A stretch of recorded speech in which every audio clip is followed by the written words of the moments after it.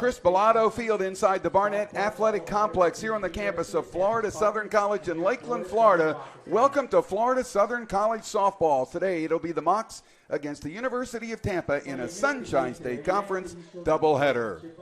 Hello again, everyone. I'm Jim Henderson. My broadcast partner to my left is Lawton, who is also doubling as our producer. And it'll be the Mocs against the Spartans here. And Lawton, yesterday, a tough loss for the Mocs. They got great pitching from Kristen Beecham, but just could not get the hits they needed.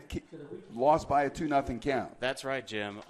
Corinne Miner, the pitcher for Tampa, really did a wonderful job. Pitched a complete game against the Mocs, and frankly, it was quite impressive to see just how hard she could throw the ball. Yep, I at agree. Every given pitch. So yeah, she only allowed one hit through her 7 innings, complete game shutout.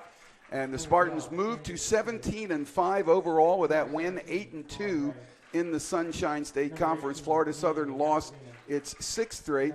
Mocs are 7-13 overall, 0-7 in the conference, 3-7 in the South region. But again, the beauty of softball, baseball, Lawton, is that they usually play every day or somewhere close to that, so a chance for the Mocs to right the ship here this afternoon. Yes, sir. Hopefully we can, the Mocs can counteract some of that negative momentum they've accrued over the past couple of games.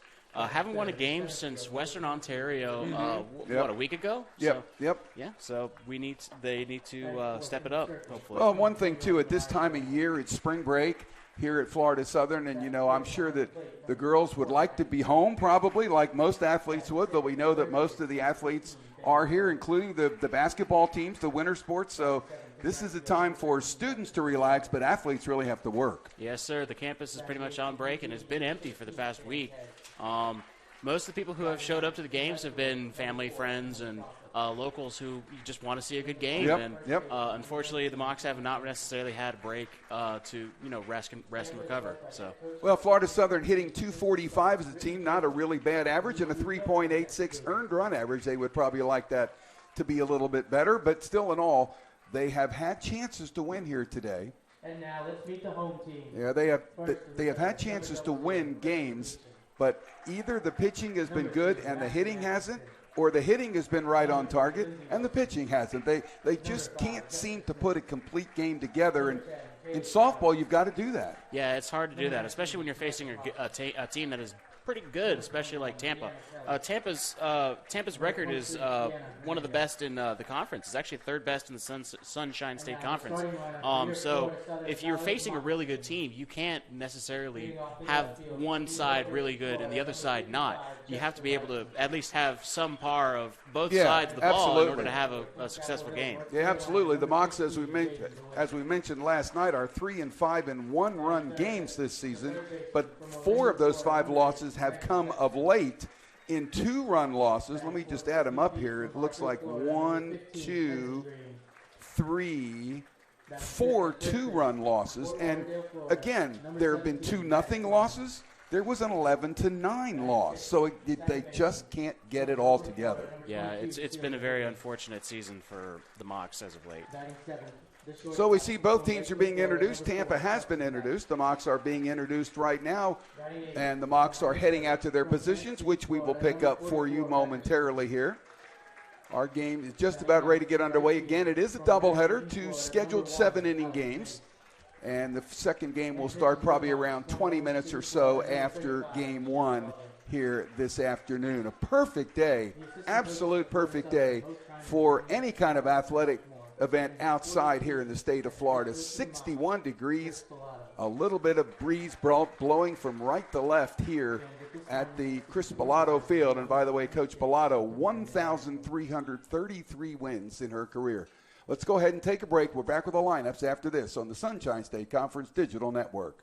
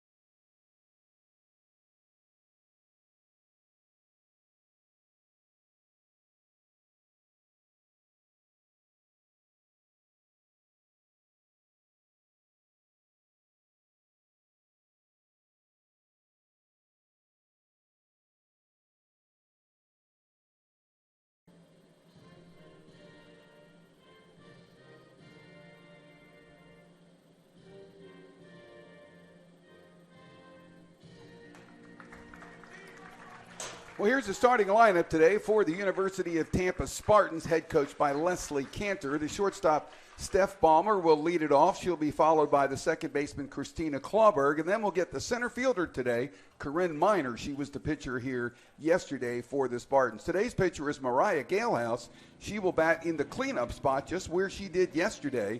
The catcher, Maddie Farrell, will hit in the fifth spot. The third baseman, Bailey Phillips, will hit sixth. Right fielder Lexi Chevalier will hit seventh. The designated player today is Sam Kay. The Spartans didn't use a DP here yesterday. Emily Profit will bat ninth and play left field. And the player not hitting today here in game one for the Spartans is the first baseman, Emily Jansen. We'll set the Mocs defense for you. Jenna Weldon is on the mound here in game one for Florida Southern. Becca Schulte will be behind the plate. Maddie Connor is at her usual spot at first base, as is Celia Higgins at second. Kelsey Pecks at short, and Megan Sexton around at third. Jessica Bryson will play in left, Jaden DeWitt in center, and Alex Mace around in right. That is the defensive lineman here for Florida Southern. We get to see Jenna Weldon start to accrue some warm-up pitches here for Miss Weldon. She is 1-1 with an 8.04 ERA. This will be her sixth appearance and sixth start of the season. She had some injuries early on, and she has struggled a little bit to get back into form. But she pitched pretty well here the other day, and I think we could probably see a pretty good performance out of her here this afternoon. Well, let's hope so. Tampa's got some really hard hitters. Corinne Miner by herself yesterday had 3 at-bats and 2 hits, more than the entire Mocs roster combined. Well, isn't it interesting, though, when you think about it, Mariah Galehouse is the cleanup batter, also the pitcher. Corinne Miner plays the outfield, also pitches. You don't see that as much nowadays in softball or baseball, for that matter, as you used to. It's usually more of a specialized situation. Yeah, no, Tampa has a very, very strong team in terms of the versatility that each player brings to the table. It's very impressive. Ralph Rodriguez has the call behind home plate today, and working the bases is Tyrone Miller. They will rotate in game 2. Well, Steph Ballmer's ready to stand in here for the Spartans.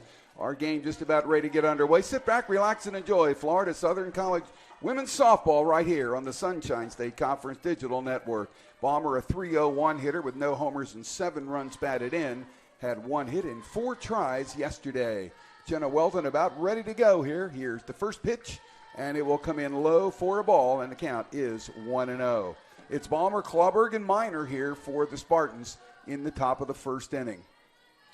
Again, a picture-perfect day here for softball. And you can see the batter showing bunt. Ballmer pulls that bat back and pops it up. Is it going to be playable? Nope, it will get out of play, and the count goes to 1-1. Way out in the audience, Jim. We have a huge screen here at the Chris Bellato field. Somehow went over the screen.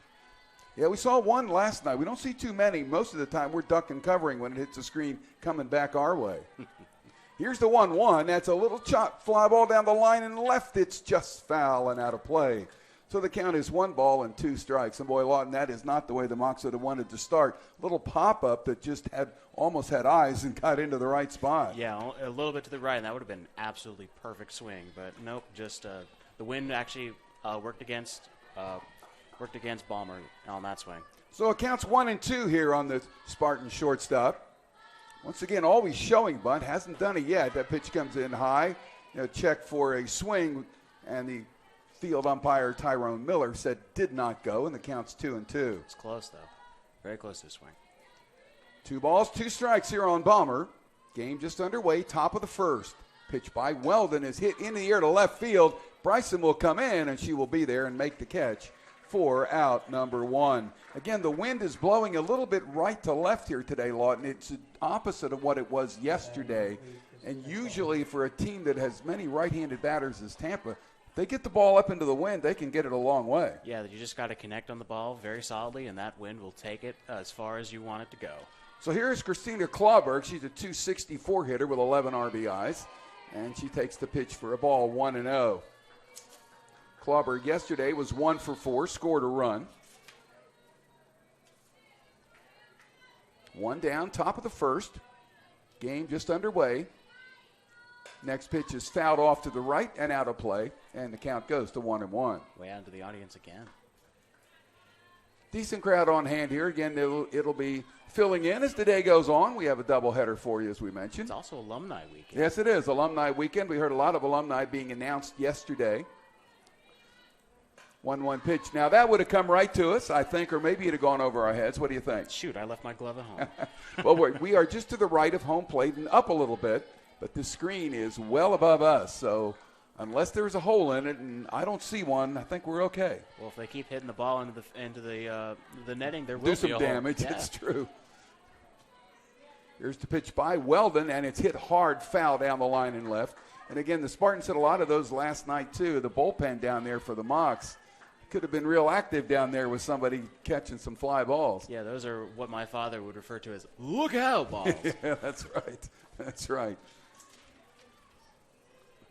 1 ball, 2 strikes here on Clawberg. 1 out, no one on. Top of the first inning. Our game just underway.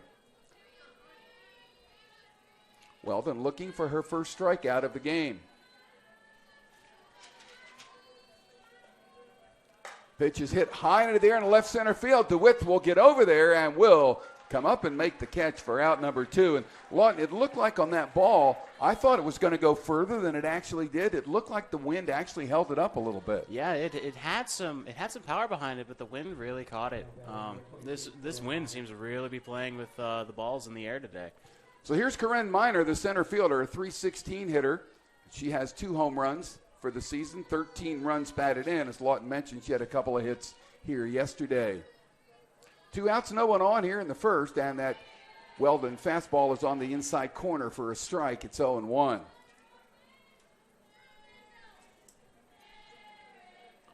First baseman Connor and third baseman Sexton playing about even with the bag, maybe a step or 2 in front. Pitch is upstairs, and the count goes to 1-1. Weldon could definitely use a strikeout on Miner, since Beecham yesterday only had 1 strikeout the entire game. So. Yeah, she pitched really well, though, I thought, for the Mocs. She gave her team a chance to win. She definitely did. Yeah, they just couldn't get any hits yesterday. We'll have to see how that works out here this afternoon. 1-1 pitch will be called strike on the outside corner, 1-2, and Weldon seems to be dotting the plate pretty well here. Yes, sir. If Weldon can make a statement strikeout, this could definitely set the tone for the rest of the game. Mock's right-hander ready, spins that ball, and here it comes. Fouled into the screen behind home plate, stays 1 ball and 2 strikes.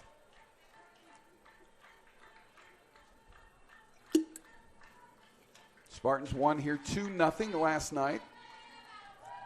Both runs in the third inning. Spartans had 3 errors in the first inning as it swung on just out of the glove of Becca Schulte. Count remains at 1-2. Yeah, the Spartans had like 3 errors in the first inning yesterday, and the Mocs could not push a run across. That kind of set the tone for the rest of the game. Florida Southern, again, only 1 hit yesterday by Alex Mace. In the 6th inning, a clean single to left. Here's the 1-2. That's going to split Nice the outfielders in the gap, going to go to the wall on 1 hop. Rounding first on her way to second is Miner. She will pull in with a 2-out double here. And the Spartans with the first hit of the game and the first runner in scoring position, her 3rd 2-base hit of the season. And boy, did she hit it well. And again, that time, neither outfielder, the left fielder Bryson nor the center fielder DeWitt, had a chance to make that play. Yeah, there's a reason that Tampa puts a lot of trust in Miner in that 3rd spot. She's hitting very well over these past couple days. So here's Mariah Galehouse, the cleanup batter, and she is today's pitcher. And the Weldon fastball comes up high, 1-0. Galehouse is a .358 hitter with 11 runs batted in, 24 base hits this year, including a double and 2 triples. Pitch by Weldon is on the outside corner for a strike, and the count even at 1-1. Galehouse did not have a hit yesterday, but drove in a run with a sacrifice fly and also drew a walk. Runner at second, 2 away. Weldon ready. Pitch is inside, popped out of the glove of Schulte, and that she can't pick it up. The runner going to go to third. So that's going to be a pass ball on Becca Schulte, and that will get Corinne Miner over to third now, 60 feet from home plate in the first run. And the count on the batter now is 2-1. 2 balls and 1 strike on Mariah Galehouse. Pitch by Weldon, again fouled into the screen behind home plate. Counts even at 2-2. Gale House, a freshman out of Springstead High School up in Spring Hill, Hernando County, north of us here.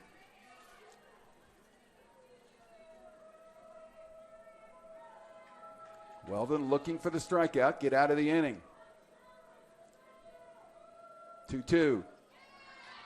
Just low and inside. Full count now, 3-2 here on Mariah Gale House. You could see that Weldon really wanted that to be a strike. Sure did. Sure did. Again, that wind is playing hell. Full count on Gale House. Runner at third is Minor. Pitch is hit high into the air in center field. That should be playable. And DeWitt will cruise under to make the catch for the third out to retire the side. So the Spartans get the game's first hit, but they will leave a runner on. Mocs coming up in the bottom of the first. We'll have the lineup for you coming up next here on the Sunshine State Conference Digital Network.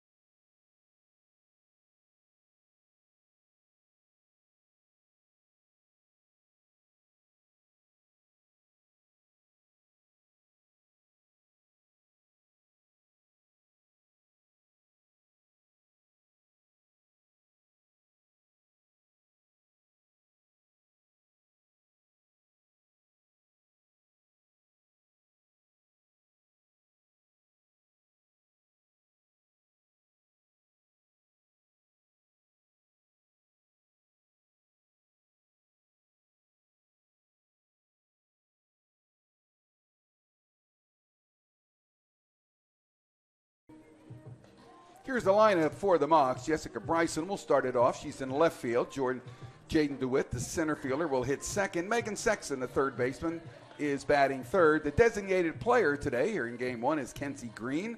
She'll hit in the cleanup spot. Maddie Connor is at first base hitting fifth. Celia Higgins, the second baseman, bats sixth. Shortstop Kelsey Peck is the seventh batter. Catcher Becca Schulte will bat eighth. And the right fielder Alex Mace will finish the batting order and hit ninth. Jenna Weldon, the pitcher, will not hit. It is Bryson, DeWitt, Sexton, Green, Connor, Higgins, Peck, Schulte, and Mace. For the Spartans, Mariah Gale House is on the mound. Her battery mate is Maddie Farrell behind the plate. Emily Jensen at first, Christina Clawberg at second, Steph Ballmer at short, and Bailey Phillips at third. Emily Prophet plays in left, Corinne Miner in center, and Alexis Chevalier in right field. Gale House is 6-2 for the Spartans, a 1.27 earned run average, making her 10th start of the year. And her first pitch into Bryson is a ball, 1-0.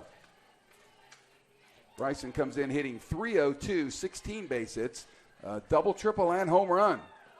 Tried to bunt through it and didn't get it, and the count's even at 1-1. Bryson's a very dangerous batter. She's one of only two Mocs with over a .300 batting ratio, so very dangerous. 1 ball, 1 strike to count. Pitch is bunted foul at home plate. It's 1-2.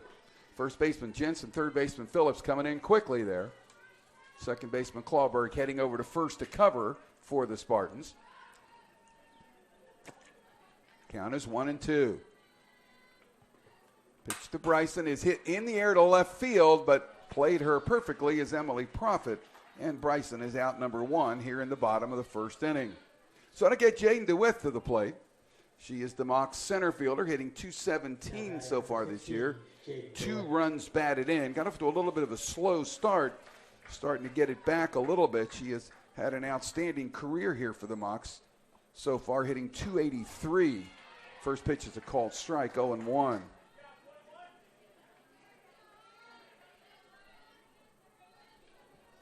DeWitt out of Chapel Hill, North Carolina. 0-1 pitch. Took it low, and it's 1-1. Again, the Mocs do bunt a lot, and you can see the third baseman Phillips and first baseman Jensen. You can see on your screen there how far up they are, and they'll come in a little more. 1-1 pitch, tried to slap it down the left field line, hit it foul, and it's 1-2 here on Jaden DeWitt. Yeah, the outfielders had also come in quite a bit, but now they're starting to back out again now that it's 2 strikes.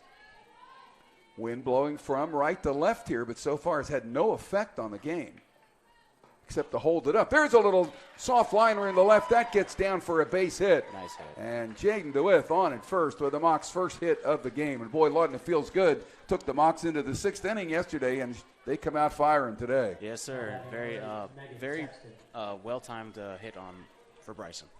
So here's Megan Sexton. For DeWitt. She is hitting .255 with a home run and 12 runs batted in. First pitch is a good fastball by Gale House, 0-1. DeWitt at first with one away. Mocs would really love to get off to a big start here. Pitch is outside corner, called strike, 0-2 now on Megan Sexton. It's appearing that Gale House doesn't have the power that Corinne Miner did yesterday, but man, she does have control of that ball. Sexton, a 5'6" senior, line shot into right field. That gets down, and it will get by the right fielder. Chevalier will go all the way to the wall. Rounding third on her way in is DeWitt. Heading over to third is Sexton. She's going to have to slide. She's out at third base. Good sacrifice, though. Got the run in. Great throw from Chevalier to the second baseman, Clawberg, and the relay to third gets Megan Sexton. But on the play, DeWitt scores the first run of the game, and the Mocs go up 1-0. How about that hit? That was very beautiful off to the right alley. Got right behind Chevalier. Sexton's 13th run batted in of the year. So no one on now, and the pitch to Kenzie Green is chopped toward third, and it's bobbled by Phillips, and Green will be aboard. We'll have to wait and see what that one is. I would imagine it will be an error here. But a great throw from Chevalier to Balmer to the third baseman Phillips, and they got Sexton for that out. So 2 away now and a runner at first. Spartans will get the error on Phillips at third, and the pitch is a called strike to Maddie Connor. Connor, the 5th batter in the order for the Mocs, having a really good all-around season. .276 average, 5 doubles, 10 runs batted in. Pitch is hit on the ground. 2 big hops to the shortstop to flip the second. Green is retired for the third out to end the inning. It goes from Balmer to Clawberg. But the Mocs strike first. They get a run on a couple of hits, and they will leave one runner on. We go to the top of the second here at Chris Pilato Field. It's the Mocs 1 and the Spartans nothing here on the Sunshine State Conference Digital Network.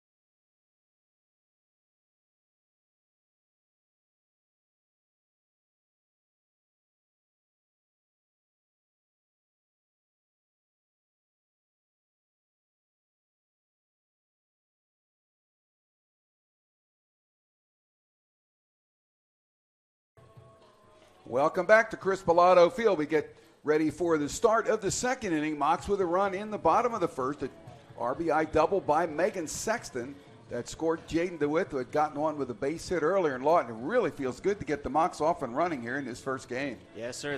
They're playing with an energy that we frankly just didn't see last night. Could be the fact that they're playing during the day. Could be the wind. Could be any sort of factor. But they're really showing just how well they can play. Maddie Farrell will start it off here. She's a graduate from Durant High School down in Valrico in Hillsborough County.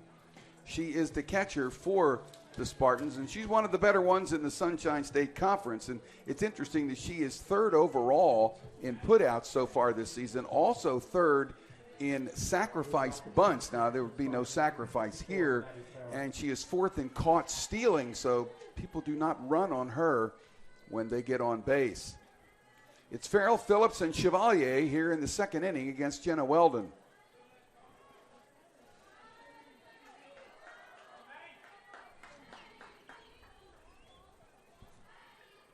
Pitch to Farrell, fouled into the screen behind home plate.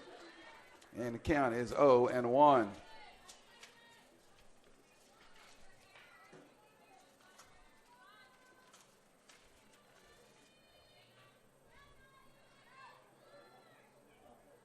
Farrell hitting .241, 7 RBIs so far.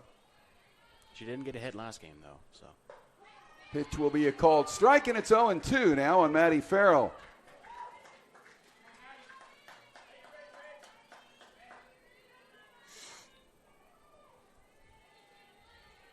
Weldon getting back up on the rubber. Here's the 0-2. High pop-up behind home plate, but that's going to get out of play. And the count remains no balls and 2 strikes on Maddie Farrell.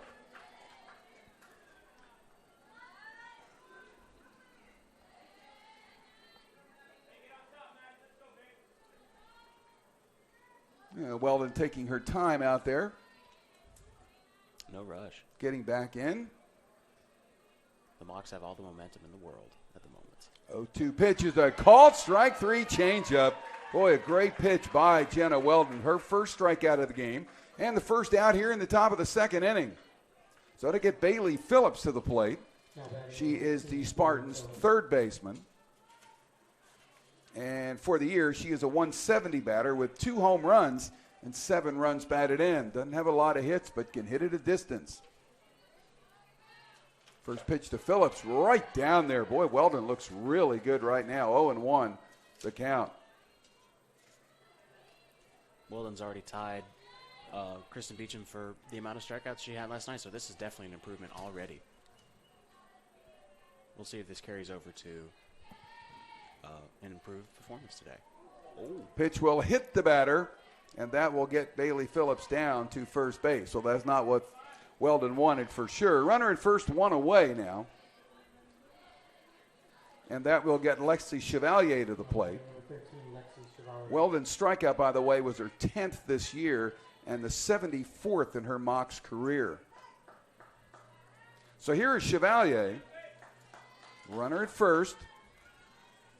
She's a 207 hitter with 5 RBIs, 5 doubles, though. That's one of the leaders in the Sunshine State Conference. She takes the pitch high, this time for a ball, 1-0. Did not show bunt at all. Third baseman Sexton and first baseman Connor are definitely in. You can see on your screen there. 1 ball, no strikes to count. Here's Weldon's pitch, fouled into the screen, and the count is even at 1-1. Man, she really put everything she had into that swing. Chevalier swinging for the fences.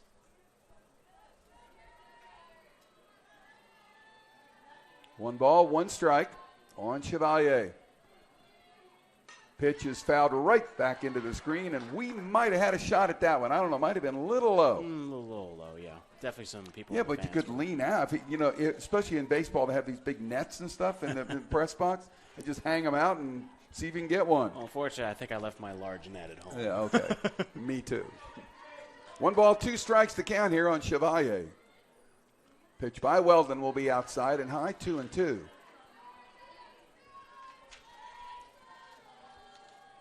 Phillips, the base runner at first, on by a hit batsman.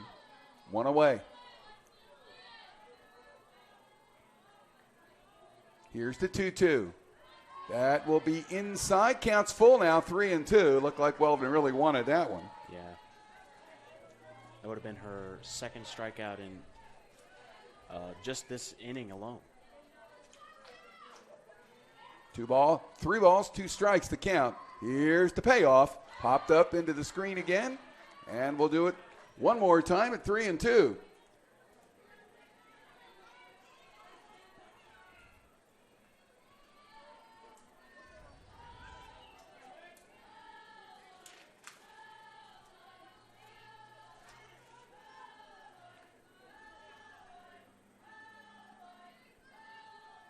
Pitch is hit high into the air down the line and left. Bryson will give it a run, and it will bounce off the screen down there, and it will be a foul ball, and the count remains full at 3-2. Yeah, the wind definitely caught that ball. That's for sure.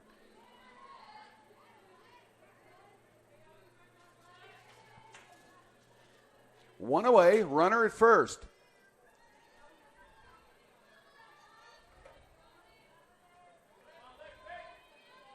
Weldon looking for the K. Here's the pitch. Swung on and fouled again. Just barely got a piece of it. Now, boy, if you're the umpire, when that ball goes right back over your head like that, make you think twice, wouldn't it? Especially since they're not necessarily, they're only wearing a face mask. That's not right. Wearing a helmet. That's unlike right. The other two up there. Third payoff pitch coming. And that will be ball 4.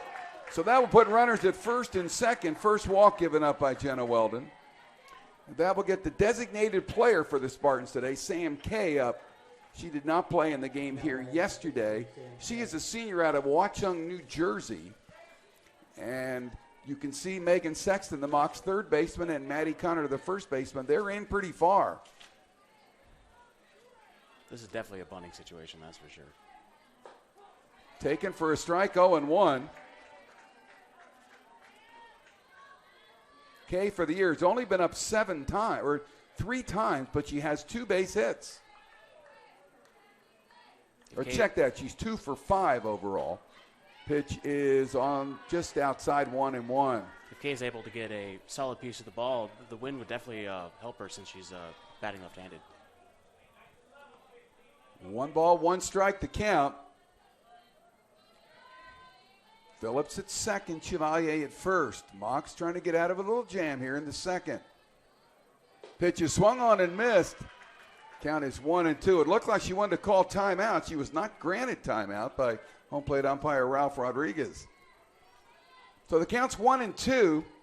This is where Weldon needs to really get a strikeout if she can get it. There's the pitch. It's inside. Phillips dropped. Or Schulte dropped it. Throw to third. They're going to get her. Nice play. They're going to say she's safe. She got in. She got in at third. So Phillips goes to third and Chevalier at second on the pass ball. And now the Spartans with a big threat and a 2-2 count here on K. Yeah, this is a very dangerous situation for the Mocs there, Jim.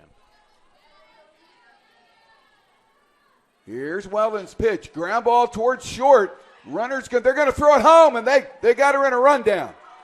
They're going to run her back. They're going to tag her out. Great job that time by Kelsey Peck, the shortstop. She decided to come home, and Schulte held the ball and ran the runner Phillips back towards third where the Sexton applied the tag. So 2 out. Chevalier does go over to third, and Kay winds up at first on the fielder's choice. So here is Emily Profit. Mocs are 1 out away from getting out of this. Man, that must be the worst feeling when you're making it to the plate, and then you see the ball make it to the plate, and you realize, oh, no, I have to make it back to where I was before. Pitch is hit high into the air by Profit. Should be caught. Mace is over there, and she will drop the ball. It drops the ball. 1 run is in. Here comes the second run. It will score, and the batter will head all the way over to third on the error in right field by Alex Mace. It looks like she might have lost the ball in the sun. Chevalier scores, Kay scores, and the Spartans go up 2-1. That's just one of those situations where you're looking up into the sky and you're like, oh, I have this. I've got this out. And it just leaves your glove, and all of a sudden you're in trouble. Yeah, it does. That kind of stuff does happen. So here's the pitch by Weldon, and it will be inside for a ball, 1-0 to Steph Ballmer, the leadoff batter. She flied out to left fielder Jessica Bryson back in the first inning. Boy, it sure looked like the Mocs would be out of it, but again, that sun is really high here. And I have a feeling we'll see a lot of those today. Pitch is low for a ball, and the count is 2-0. Now the Mocs need to get out of this because the runner is all the way over at third now. Emily Profit, she did a good job running the bases. Got where she needed to be. Weldon getting ready. Ballmer pulls the bat back and takes the strike. It's 2-1. Chevalier and Kay both scored on the play.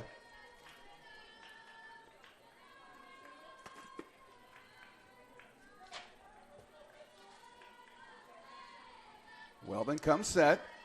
Here's the 2-1. High fly ball. That's up in the sun again. DeWitt in center field coming in, and she will make the catch for the third out to retire the side. But the Spartans take the lead, and they do it without benefit of a base hit, a hit batsman, a walk, and an error in right field. And the Mocs find themselves down by 1 as we go to the bottom of the second inning here. Come back for that bottom of the second here on the Sunshine State Conference Digital Network.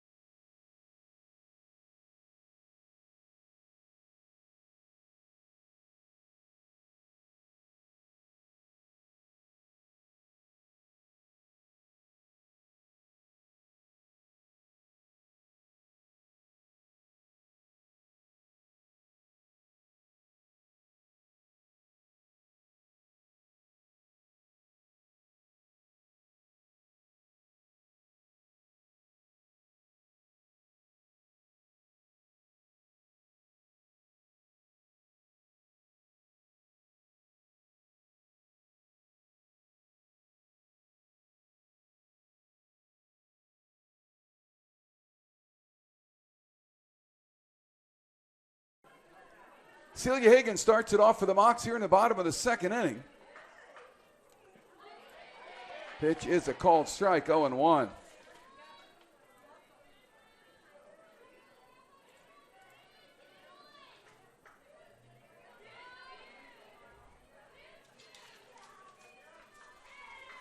Pitch by Gale is low, 1-1.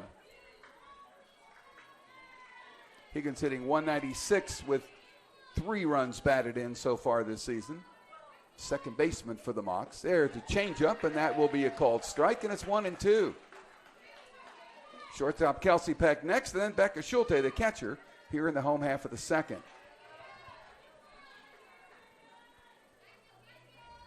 1-2 pitch. Ground ball deep into short. That'll get into left field. That'll be a base hit for Celia Higgins. And the Mocs off and running here in the bottom of the second inning, get that leadoff runner aboard. Yeah, the Mocs offense has not necessarily lost the momentum that it had from the first inning, and it really needs to continue to pour the pressure on in order to keep up with this high-powered Tampa offense. So here is Kelsey Pecks, shortstop. Now, she may be in a bunting mood here. Peck, a 180 batter for the season with 5 runs batted in, and the first pitch a called strike, 0-1. Mocs with 3 base hits in the game. Tampa with only 1, that double by Minor back in the first. Scored those 2 runs without benefit of a hit. Drops a bunt down the third base line, but it will be out of play and foul. And so the count's 0-2 now on Kelsey Pecks. Well, that pretty much takes the bunt off the table. Yeah, you would sure think so. In softball, though, it seems like they'll bunt a lot more than they would in baseball. For sure, in baseball, it would be gone. Well, let's see what young Miss Peck wants to do here. Jansen and Phillips agree with you on that sentiment there, Jim. And she was not showing bunt, takes it outside 1-2. She is from Lakeland here. She went to the McKeel School. McKeel Academy of Technology here in Lakeland. 1-2 pitch. Chopper towards third into left field. That's a base hit. Second consecutive hit for the Mocs. Higgins will stop at second. And Florida Southern with something going here in the bottom of the second inning. That'll get Becca Schulte, the catcher, to the plate. Schulte, a sophomore out of Plant City High. Hitting .265, no homers and a run batted in. And boy, this is a bunt situation. She shows it and bunted it foul. Back-to-back hits by Higgins and Peck here in the second. Mocs with 2 on and no one out. Had this situation a couple of times last night. Could not push a run across. Let's see if she's bunting again. There it is. Dropped it foul again. You also have to remember, Jim, that the couple times that they found themselves in the situation, they didn't hit to find themselves in those situations. Well, so one was a gift for sure, those Yeah. errors by the Spartans in the first last night. Yes, sir, this is a radically different mood and a radically different situation. Yep. It's probably lifting the morale of the Mocs bench quite a bit. So let's see if Schulte will still bunt. I don't think so. Pitch is hit hard, foul. No, she didn't bunt. down the left field line. That got into the bullpen. It counts 0-2 here on Becca Schulte. Yeah, she put all of it behind that swing, but she let it a little too early, and it showed. 13th game for her this season, her 11th start.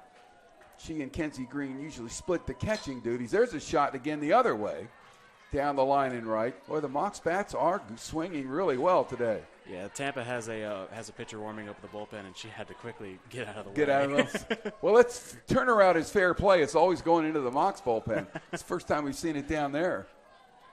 0-2 count here on Schulte. Galehouse ready. Swung on and missed. Might have chased one out of the strike zone. That'll be the first strikeout for Mariah Galehouse. One away now, and here's Alex Mace. She had the only hit for the Mocs last night. She's a .225 hitter with 6 runs batted in. Takes the first pitch. It's low for a ball, 1-0. Good chance for Alex to atone for her error there. Probably no one feels worse than she does, right? Oh, definitely. Especially since probably what was running through her head was, I have this ball. Yeah. And Chopper, that's going to get into left field, a base hit. That's going to move everybody up. Higgins will go to third. Peck goes to second. Alex Mace on at first. Bases loaded, one away for the Mocs here in the bottom of the second inning, and we're getting back to the top of the order with the left fielder Jessica Bryson. Well, I dare say Alex Mace feels a little vindicated at that swing. You bet. So one away. Spartan infield comes up. They're going to try to cut the run off at home plate.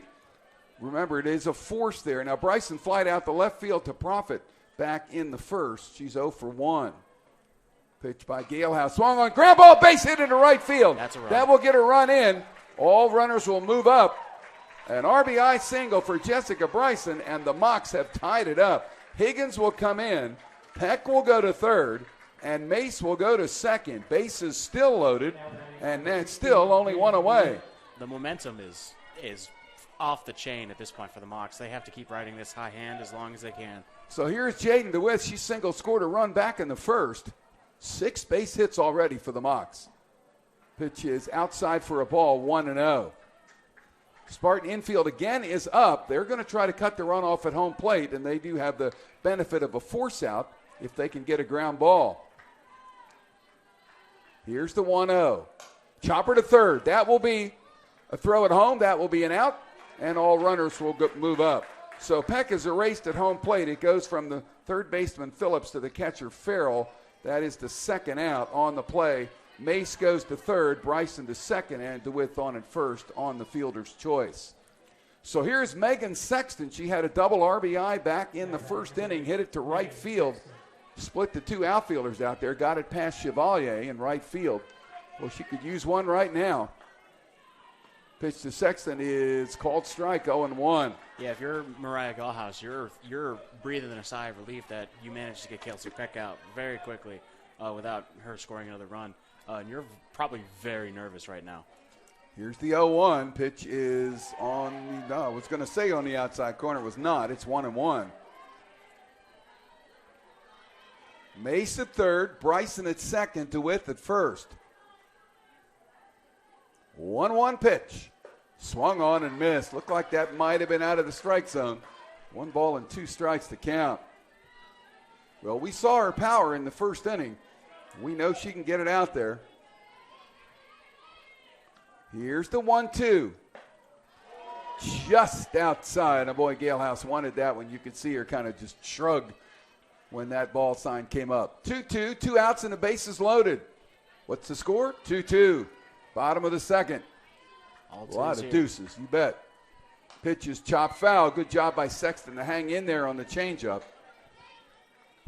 Count is even at 2-2.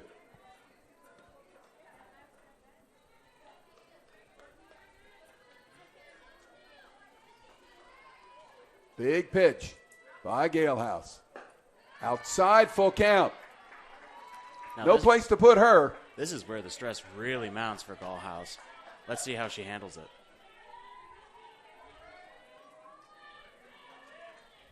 Here is the pitch. Ground ball, it will get into center field, a base hit. 1 run will score. 2 runs will score. Heading over to third base will be DeWitt. She'll stop there. It's a 2-run single for Megan Sexton, and the Mocs take a 4-2 lead. Wonderful hit by Megan Sexton. Split the difference between the shortstop and the second baseman, and that ball basically had the entire field to run. Very impressive hit. May scores, Bryson scores, and DeWitt, the speedster, goes over to third. Center fielder Miner didn't quite handle it cleanly. Probably gave DeWitt the chance to get over to third base there. Pitch to Kenzie Green is a called strike on the changeup, 0-1. Green reached on an error by Phillips back in the first inning.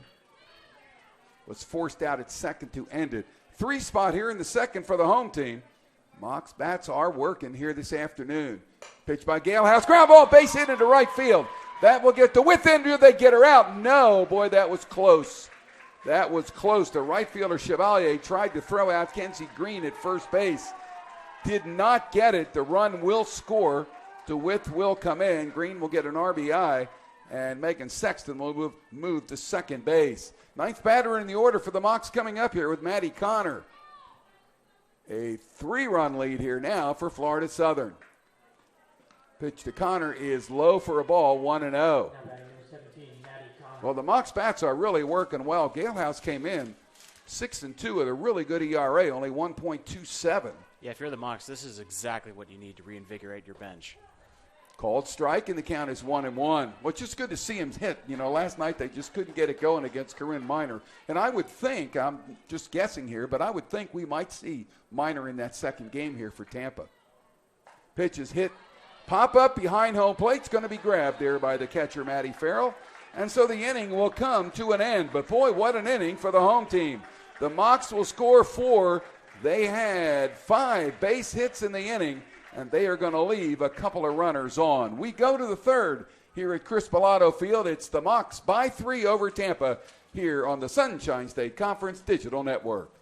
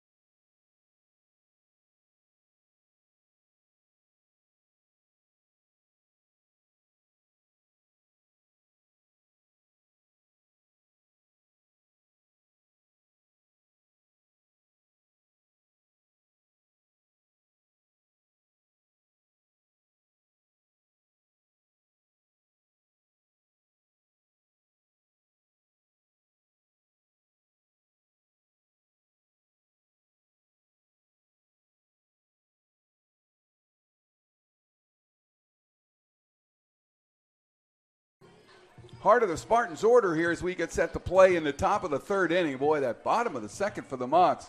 4 runs, 5 base hits. That is an outburst we have not seen in a while, and it really feels good. Mocs with 8 hits in 2 innings so far here after getting only 1 all of last night. Here's Clawberg. She flied out to center field back in the first inning, 0 for 1. Mocs pitcher Jenna Weldon now staked to a 3-run lead. And I would think her goal right now, throw strikes. Pitch is high, 1-0. Well, you also have to remember, Jim, that Tampa has momentum on the offense as well. So, they can hit. Yeah, in order to keep it up, they have to be able to match the Mocs' pace at this point. Weldon's job is to prevent that at this point. Pitch will be low, 2-0. Corinne Miner on deck, and then Mariah Galehouse to follow here in the third for the Spartans. And time is called, and Mocs pitching coach, soon to be head coach Mo Triner heading out to the mine. And this is a good visit. We just mentioned that you don't want to walk people here with a 3-run lead, and Miss Weldon has thrown 2 balls to start it here. So Triner out there to talk to her and get her to settle down here. Mocs with that 3-run cushion here, but got a long way to go, Lawton, here in game 1. Yes, sir. If you're Weldon right now, you want to make sure to make sure that Tampa not only improves on its momentum, but actually loses its momentum because the Mocs at this point are on fire. So if you want to be able to take this game and make sure that you have momentum going into the next game later today, you have to get these pitchers out. You can't be throwing balls with a lead. like this. And again, Triner will be the head coach next season here for Florida Southern. She'll replace the legendary Chris Bellata, who will call it a career 40 years, 1,333 career wins. And they're announcing a lot of alumni that are here today for this alumni weekend. And we mentioned yesterday, we'll mention it again. It's interesting that every one of those players played for Chris Bellata. Yes, sir. She's very revered around here in the softball program, and her name's actually on the field that we're playing on right now. 2-0 pitch will be a called strike, 2-1. I don't think Tampa liked that call too much. That looked pretty high. 2 balls, 1 strike to count here on Clawberg. 2, 3, 4 batters here in the Spartans order. Pitch by Weldon. That's upstairs, 3-1. Spartans got 2 in the second inning, both unearned on an error, and then the Mocs exploded for 4 in the home half of the second.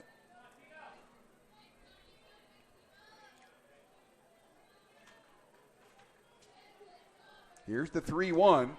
That will be a called strike, 3-2, and no arguments about that one at all. So a full count here on Clawberg, trying to get the Spartans back into it. Mocs lead it 5-2. Here's the payoff pitch, and it's hit high, foul. Is there a chance? Nope. No, it will get out of play. So the count remains full at 3-2, just down that first base line. Although both Connor and Schulte trying to get it. Yeah, some kids at the side of the field caught it. So if only they were wearing a uniform, it would count. Count is full here on Clawberg. Weldon delivers. High fly ball left field. Bryson going to go back a little, but she'll have room, and she will make the catch for out number 1. Clawberg hit it well, and the wind was, it looks like the wind is now kind of blowing straight in from center field, which will make any fly ball hit towards Jane DeWitt out there going to hang up. But that ball had some carry on it, but a nice job by Bryson. Yeah, we might not see too many homers with this particular wind. So here is Minor. She got a double in the alley in left center in the first inning. She's 1 for 1. Had a couple of hits yesterday, and the pitch is outside for a ball, 1-0. 1 in the first for the Mocs, and then 4 in the bottom of the second.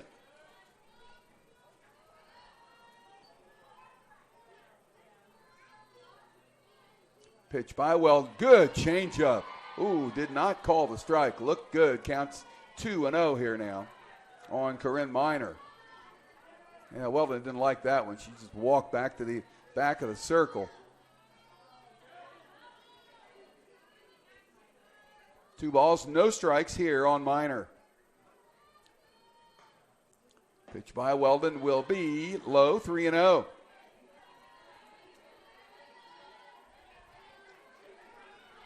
One out, no one on. We are in the third inning of game 1. This is not a situation where you want to walk somebody, Jim. No doubt about that. Here's the pitch. That will be a called strike, and it's 3-1. Just caught that inside corner.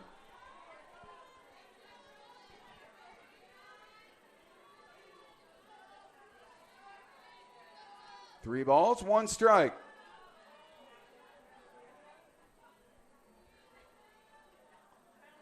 Long look in. Here's the pitch. High fly ball down the line and right. That's got room on a great play. Wow. A great play by Celia Higgins, the second baseman, to come over and make the catch in foul territory for out number 2. Mace, Higgins, Connor all going on the ball, but Higgins had the best look at it, and she slid and made the catch. Yeah, she did one of those risky business slides trying to catch the ball. Very impressive. Tremendous play by Celia Higgins. It's funny, she had an error here last night. It was the first one she's had all year for the Mocs. Mocs again lead the Sunshine State Conference in fielding. Connor has been perfect at first. Higgins was perfect at second until last night. But boy, was she good on that play. So 2 away, and that gets a big batter out of the way. So here is Mariah Galehouse, and she'll take it upstairs, 2-0. Well, that's the kind of play, Lawton, that wins you games. Yes, sir, and especially considering Higgins being a young freshman, that is good play that the Mocs can expect to see for a long time coming. There's a called strike, 2-1. Galehouse flied out to DeWitt in center field to end the first inning. She's 0 for 1.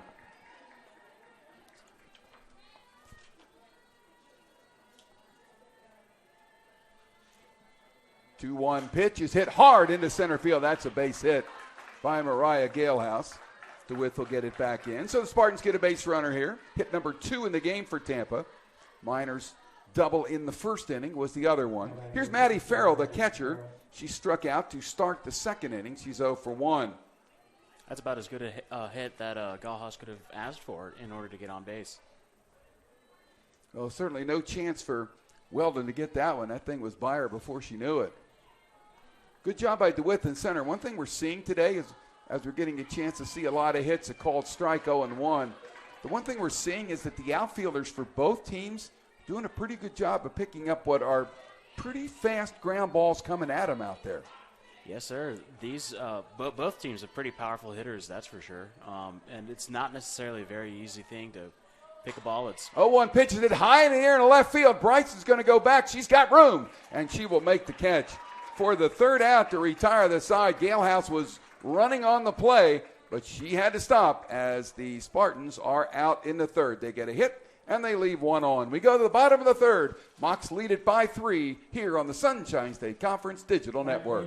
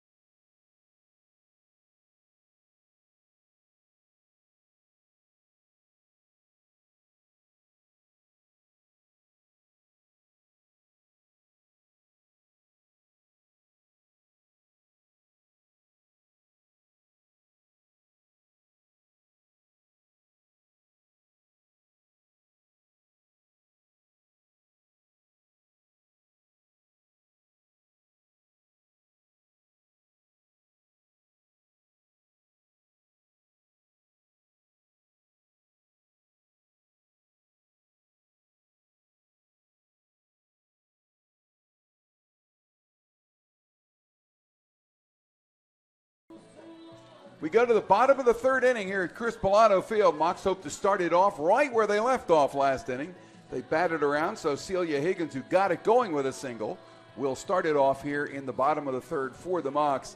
It's the 6, 7, 8 batters in the order, Higgins, Peck, and Schulte, against Mariah Galehouse, who remains in the game here for the University of Tampa. Game in the bottom of the third. Mocs with 1 in the first, 4 in the second. Tampa had 2 in the second.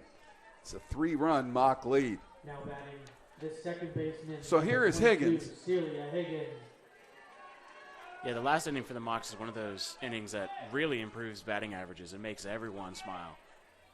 Well, she's from Dover, which is right around this area. Went to high school at Strawberry Crest. Was actually homeschooled.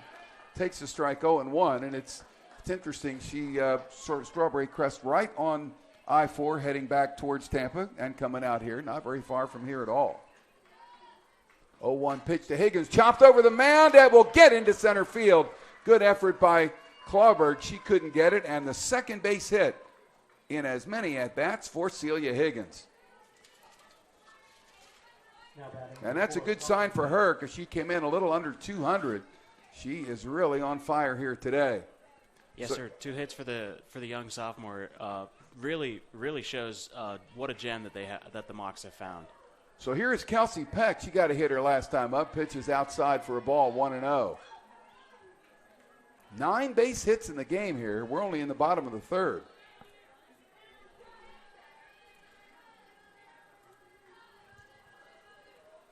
Higgins ready to go at first. Here's the pitch to Peck. Fouled off the glove of the catcher, Maddie Farrell. Counts 1-1.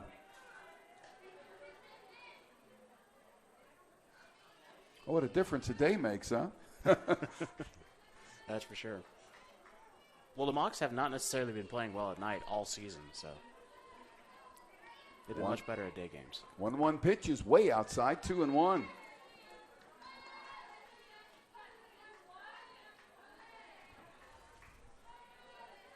Two balls, 1 strike to count here on Kelsey Peck.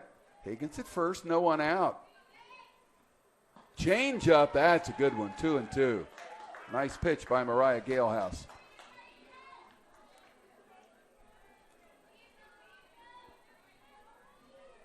Peck now back in the box.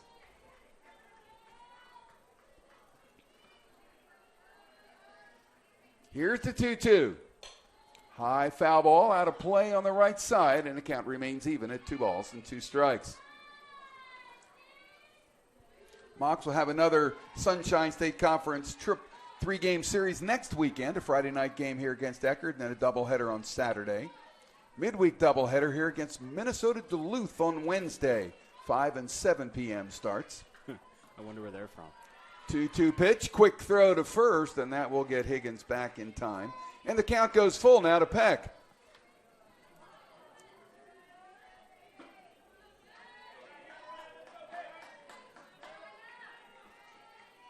Young freshman steps in, ready to go. Here's the pitch by Gale. High line drive, right center field, base hit. That's going to split the outfielders. Rounding second, on her way to third is Higgins. She will get in there. Stopping at first with her second straight hit is Kelsey Pecks. Mocs have runners at first and third, no one out.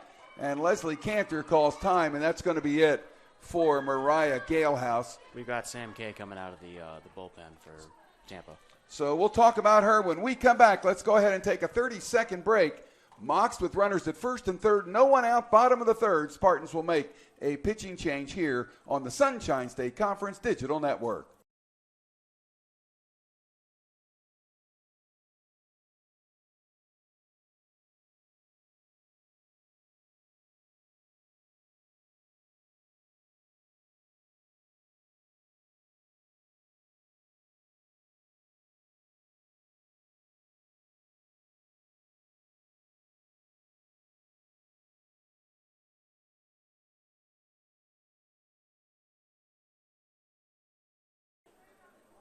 The left-hander on the mound is Sam Kay. She's making her 6th appearance of the season.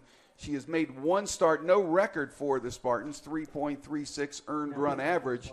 She has 6 walks, 3 strikeouts so far this season. She is on in relief of Mariah Galehouse, and boy, the Mocs just kind of got Miss Galehouse today. 10 base hits in 2+ innings here.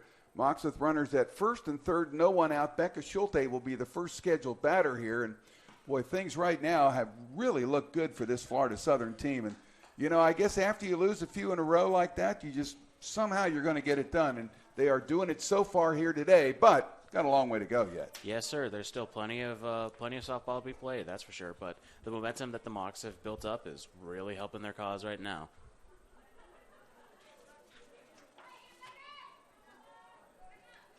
So Kay is out of Watchung, New Jersey. We mentioned earlier she's been the designated player. Watchung. So here we go with Schulte. She struck out in the second, 0 for 1. Mocs would like to pad this lead. Pitch by Kay. Her first one is hit in the air to right field.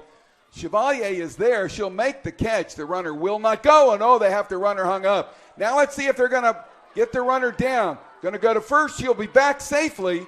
The runner decided to stay at third, Celia Higgins. So Kelsey Pecks got in a rundown with the idea of trying to get Higgins in from third, but the Spartans were pretty wise to it. And fortunately for Peck, she got back to first okay. Yeah, that was a very, very lucky set of events because that could have ended very poorly for Kelsey. So it's first and third still, but with 1 away, and here's Alex Mace, got a hit her first time up. Scored a run. There's a line drive, base hit into right field. That will get Higgins in. Stopping at second will be Peck. RBI single for Alex Mace, her second hit in the game, and the Mocs go up by 4. Now that feels like full atonement for Alex Mace. Not only getting another base hit, but an RBI topped on top of that. That run will be charged to the starter, Galehouse, as will Peck at second, if she can get in. There's a bunt. That's a pretty good one. Picked up by the first baseman. Got it in time. Bryson is the second out, but both runners will move up. Tremendous play there. 2 away. Peck goes to third. Mace goes to second. It went from Jensen to Clawbird covering the bag. So now here's Jaden DeWitt with 2 runners in scoring position, 2 away. Chance to pad that Mocs lead even more. All Miss DeWitt has done today is singled, reached on a fielder's choice, and scored 2. First pitch is way upstairs, 1-0. Peck is at third, Mace at second. 2 outs here in the third. Pitch is a called strike. It's 1-1. If I'm Sam Kay right now, all I'm thinking is we have to stop this Mocs momentum right now. Because if both Mace and Peck are able to get in, this lead is looking pretty insurmountable. Pitch is high, 2-1.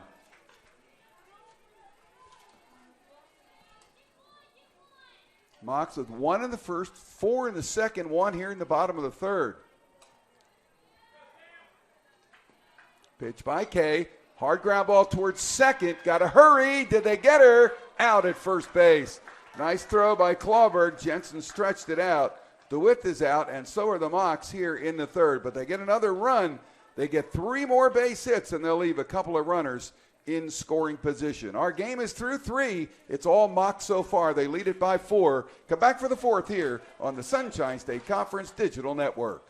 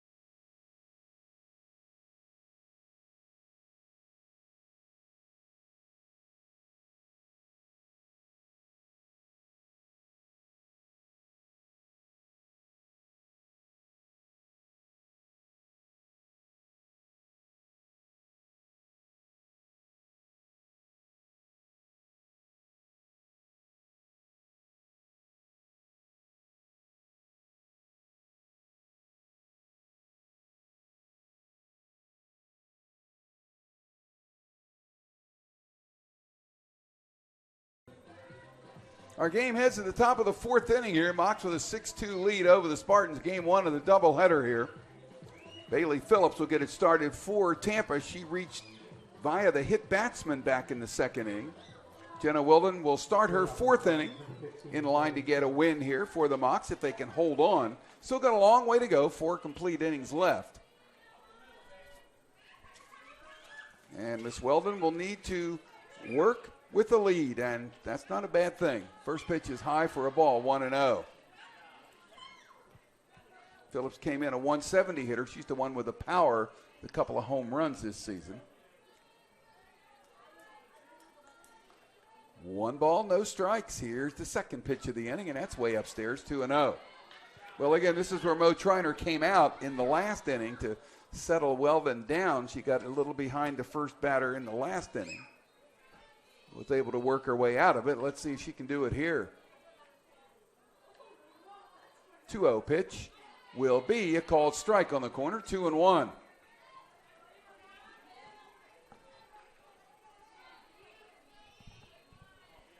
You can tell that this Mocs team is feeling good right now. Phillips, Chevalier, and Kay, first 3 scheduled batter. There's a pop-up. That's Maddie Connor territory, 1 away. So a good job by Weldon to battle back from a 2-0 count. 1 down, and here is Chevalier. Got on a walk. The only one so far that Jenna Weldon has issued. She came around to score on the error by Alex Mace. And as you mentioned earlier, Lawton, Mace has already had 2 base hits, more than made up for, driven in a run. So here is Weldon to Chevalier, and that pitch is upstairs, 1-0.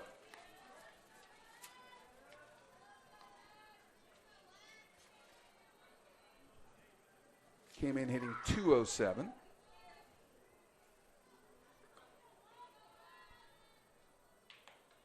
One-0 pitch.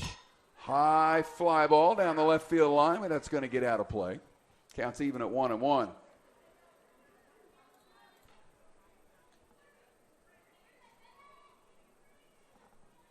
One ball, 1 strike, 1 away here in the top of the 4th inning. Mocs with a 6-2 lead over the Spartans here in game 1 of the doubleheader.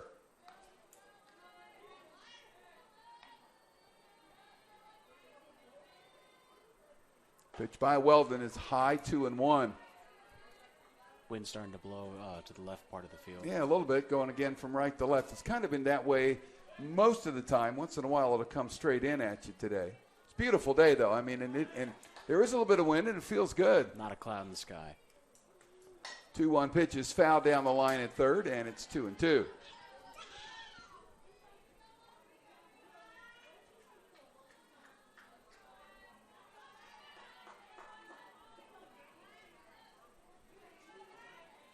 Two balls, two strikes.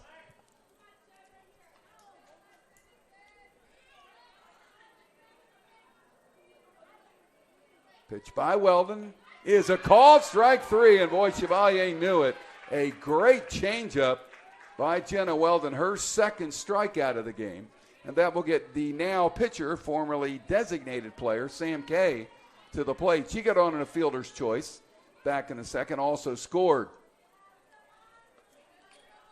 2 outs, no one on. Jenna Weldon working with a lead at 6-2. Pitch is inside to her counterparts, 1-0.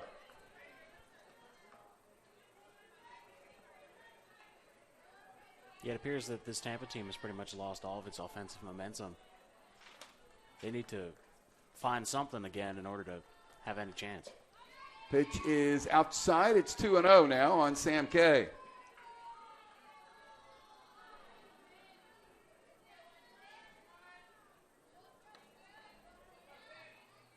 Weldon backed off the mound, now gets back up, ready to go. 2-0 pitch, foul to the left, and it's 2-1.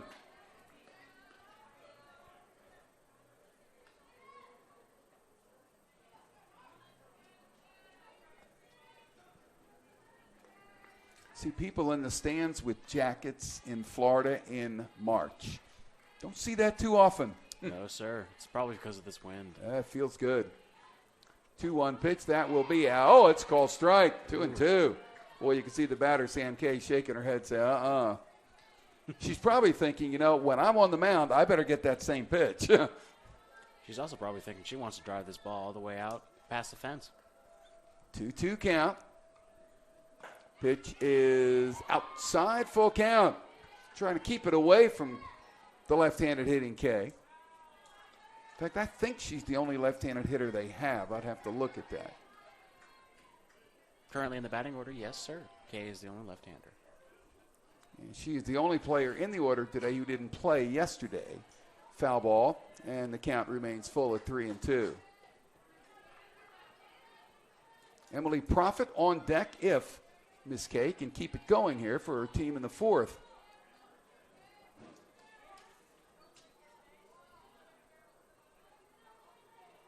Payoff from Weldon. A little liner into left field. That will get down for a base hit. Bryson juggled it momentarily, but easily gets it back. So Sam Kay gets a base hit here. And for the second straight inning, after two were out, a batter gets a single. If you're the Mocs, that's a good time to get it because there's 2 outs. Yes, sir. So it could also provide a little bit of a lifeline for the Spartans. They have absolutely they need something. They need a spark in order to get something going. So here is Profit. She was the one who hit the ball to Mace that Alex couldn't quite handle back in the second inning. She is 0 for 1. Kay's hit was the Spartans' third against Weldon.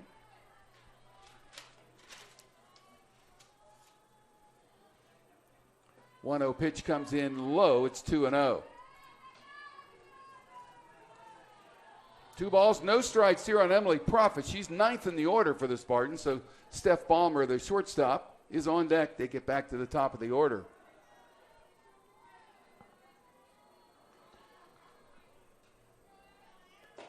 Way upstairs, 3-0.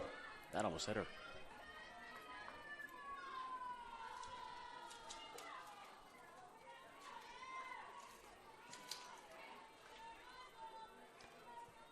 On Profit.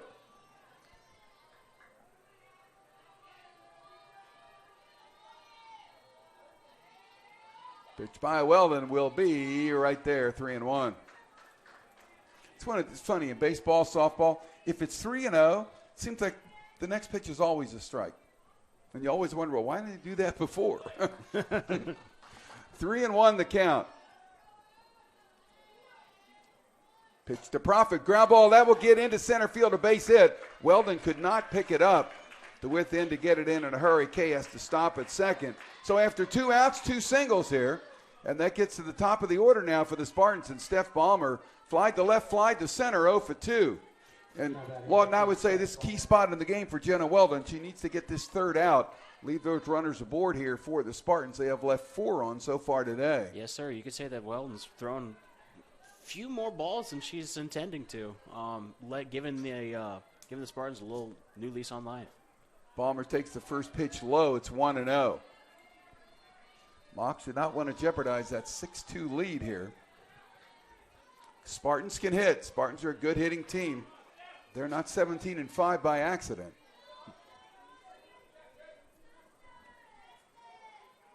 Pitch by Weldon will be a called strike on the corner, 1-1. Ballmer always acts like she wants to bunt it, but so far she has not done that at all. She has always pulled the bat back and taken a hack at it, and she hacks at it pretty good. There she does it again. It seems like Connor and Sexton agree with you. Pulled it back outside, 2-1. You would think if you do that every time, the one time that you actually bunt, you're going to get a hit. You're going to get very surprised defenders. So in a way, it's a very interesting form of set. I couldn't get my hands back on the bat quick enough to swing it. There's a great changeup. That had Ballmer fooled. Counts even at 2-2. You know, because you've got to get your hands back down. I don't think I could do that. Well, if you make it a strategy, you got to practice it quite a bit. You got to learn. That's right. Pretty sure Ballmer's pretty good at it because she was able to get her hands right back into position and swing at that ball. 2-2, 2 out and 2 on. Here's the pitch. Fly ball into pretty deep right. Mace is there, and she will grab this one for the third out to retire the side. So Ballmer has flied out the left, center, and right. This time the Spartans get 2, and they 2 runners on, and they are stranded. 6 stranded so far for Tampa in the game. Halfway home here at Chris Pilato Field. Mox lead it by 4 here on the Sunshine State Conference Digital Network.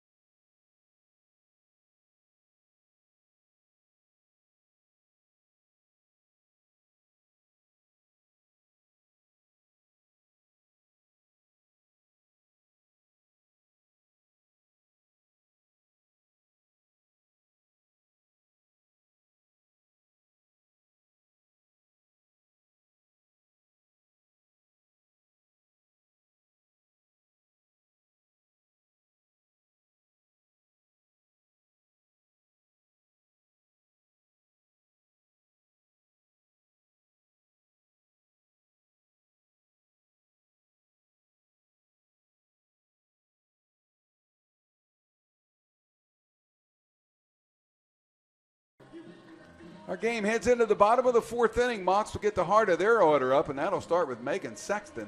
All she has done today is single driven in 2, double driven in 1.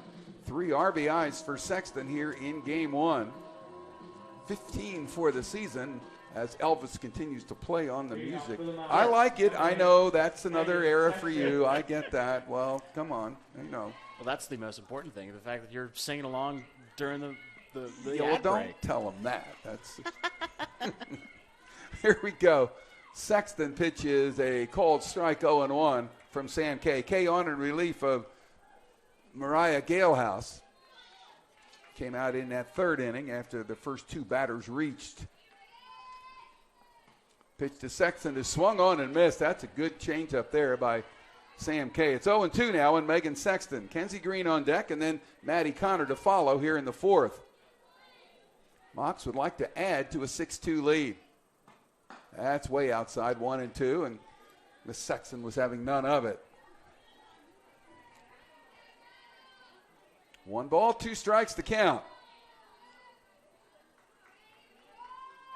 Here's the pitch. Got her. Swung on and missed. Megan Sexton with a double and single is first strikeout victim for Sam Kay. 1 away here in the 4th. Here is Kenzie Green. She got a base hit RBI back in that 4-run second. She also reached on an error in the 1st, so she's 1 for 2.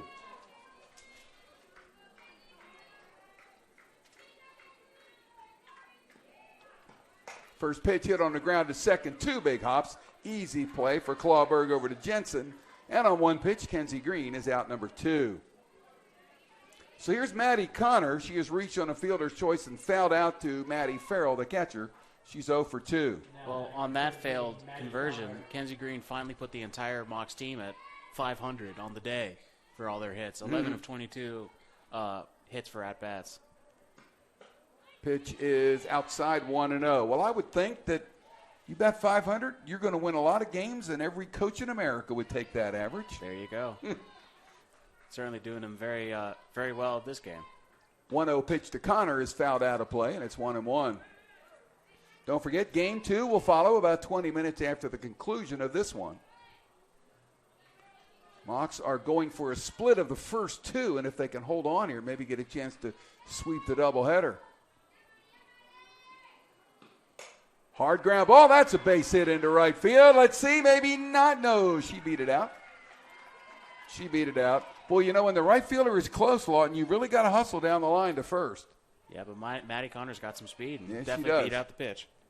So that's a 12th hit in the game for the Mocs. Connors first, and here is Higgins. She has singled twice, scored twice. Having a really, really big game here for Florida Southern. And made a great play down the line and right on a pop fly that probably should have dropped in foul territory, but she made the catch. 2-2 pitches high for, first pitch, 1-0 on Celia Higgins. 2 outs, a runner at first here. Game in the bottom of the 4th. Mocs lead it by 4. Pitch to Higgins is way outside, 2-0. Catcher basically had to get up and try to reach over and grab it on that pitch. Sam Kay, the lefty, delivers. That pitch is inside, and now it's 3-0, and Higgins will probably be taking. Kelsey Peck on deck.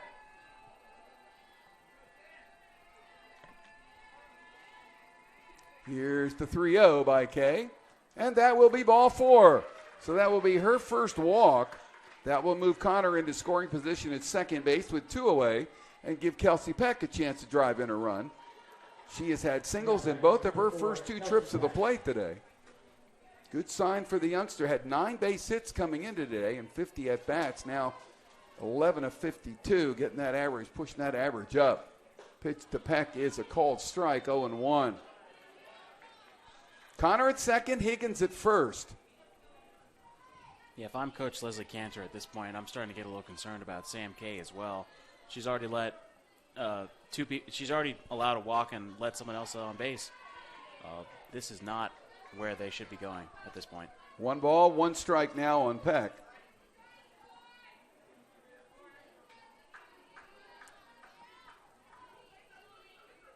Pitch by Kay.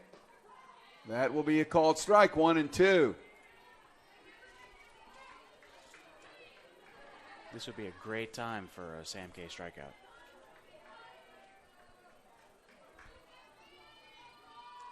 Kay ready. Here's the 1-2. Strike 3 called. Kelsey Peck called out for the 3rd out to end the inning. The 2nd strikeout for Sam Kay. The Mocs get 2 runners on a hit and a walk. They strand those runners. Florida Southern now is strand 7 through 4 innings. Mocs lead it by 4. We head to the 5th here on the Sunshine State Conference Digital Network.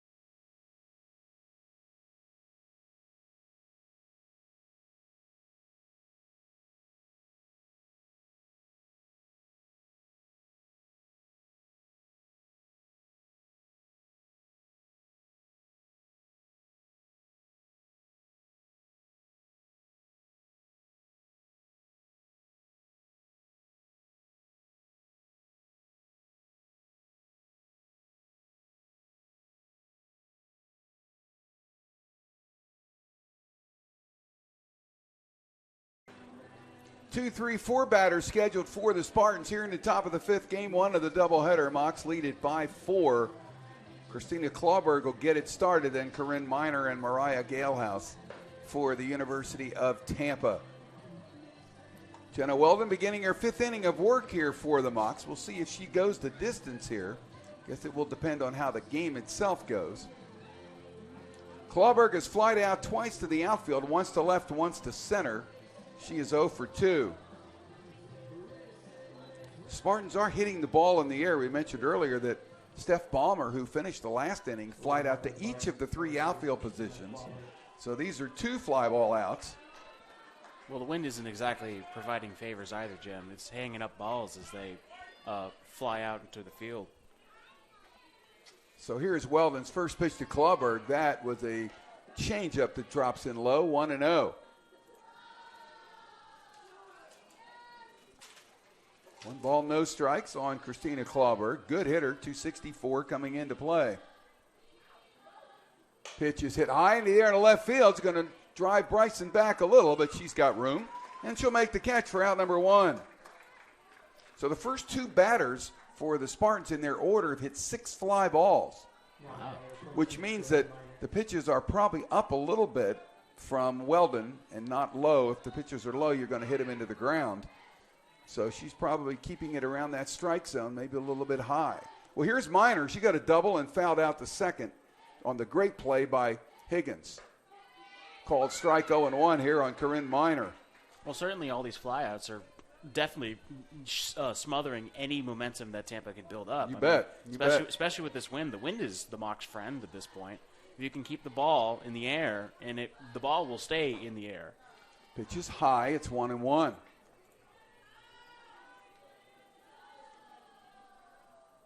One ball, 1 strike on Corinne Miner.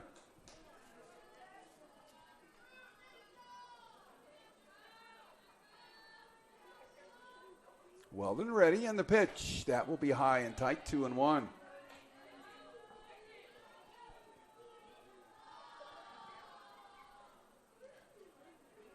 Two balls and 1 strike to count here on Corinne Miner.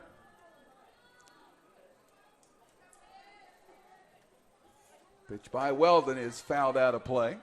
Off the screen on the right side, 2-2. Well, both these institutions will be hosting conference championship basketball games tomorrow. Tampa will host Eckerd on the women's side, 1 o'clock at the Bob Martinez Sports Center. And right next door over here in the Jenkins Fieldhouse, the Streamline Sale Arena, it'll be the Mocs men's team against Nova Southeastern. Hard ground ball, nice pickup by Becca Schulte. Throw to first to the stretching Connor. In time, Corinne Miner out number 2. Big time play by the young shortstop. And as always, Maddie Connor with that long stretch at first base. So 2 outs, no one on. And here is Mariah Galehouse, now the designated player after being lifted in the 3rd inning from the mound.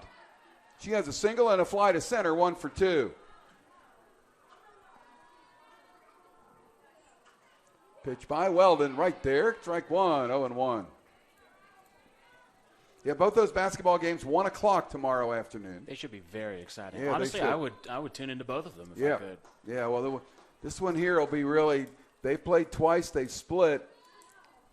Pitch is high for a ball. Tampa and Eckerd have played twice, and Tampa has won both games, but 1 by 3 and 1 by 7, so they've been really close. Well, I wouldn't mind if Eckerd took another dive because they beat our women's team. Yeah, they beat them 3 times. So Mocs women look like they're still going to get into the regional. We'll find out tomorrow night. Pitch is high now. It's 2-1.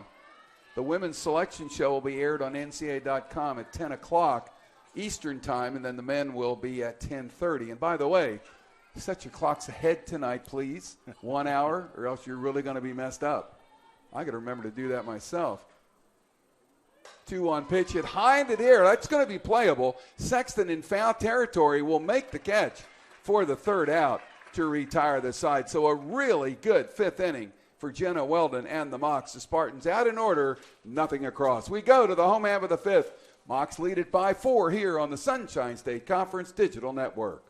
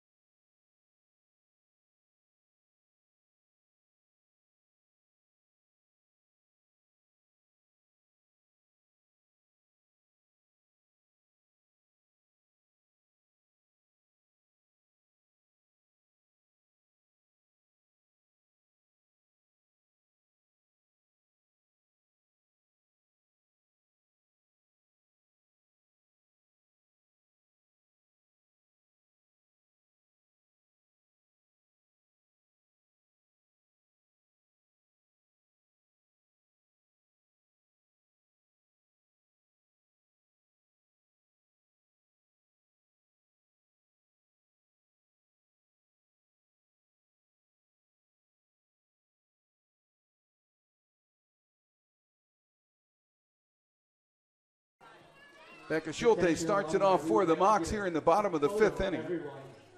In between the games. A really good fifth inning for the Mocs because that was the heart of the Tampa order, really good hitters. And Jenna Weldon just went right through them. And now with the bottom of the fifth coming up, let's see if the Mocs can add a little bit more here. Put this thing out of reach against the Spartans. 6-2 our score. Schulte has struck out and flied to right 0 for 2. Alex Mace next. And then back to the top of the order and Jessica Bryson. Leading off for your Mocs in number 44, Becca Schulte. So Sam Kay beginning her second full inning of work. She came in the third after the first two batters got on. Gave up one of the runs, which was charged to the starter, Gale House. Pitch is called strike here to Schulte, 0-1.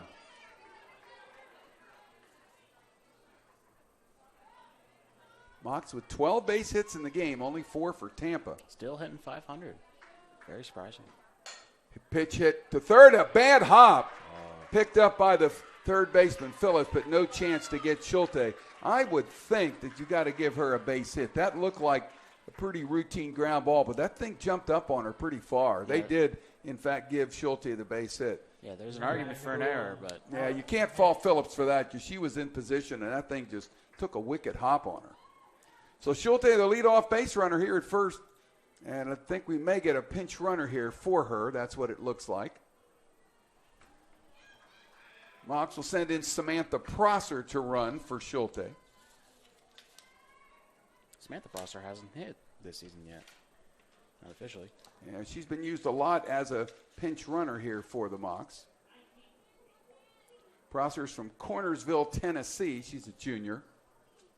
So she'll be aboard. I would imagine Becca Schulte will re-enter as the catcher in the sixth inning. So here is Mace now. She has 2 singles, scored a run, driven in 1. Mocs would love to pad this lead just a little bit. Pitch to Mace, hit high into the air into right center. Should be playable. Chevalier will come in and make the catch for out number 1. Chevalier's not wearing a hat. A few players are not. Sam Kay, the pitcher, is not. Yeah, considering the sun out, I'm surprised. Yeah, I am too a little bit. We saw this the other game here. I can't remember. I think it was one of the doubleheaders we had here. Yeah, Lander, that's what it was on Tuesday. Yeah, we saw that a little surprising. Fake bunt throw to first. Ball gets away. That's going to allow the runner to go to second. And that will get Prosser into scoring position. They're probably going to have to give the error to the catcher there on the throw. But the Mocs will take it. Runner at second now. 1 away. And the count on the batter, Bryson, is 0-1. She singled and scored in that 4-run second, sacrificed in the third, flew out in the first. Prosser hasn't had a chance to hit this season, but, man, she can run. Pitch is foul. That's a good swing that time by Bryson. It's 0-2. She does have a home run this year for the Mocs. Not afraid to swing the bat.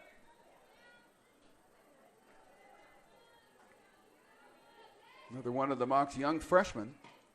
Line drive, just foul down the line and left. She's out of River Ridge High School in Newport Richey. Count remains 0-2 here on Bryson. Jaden DeWitt next for the Mocs.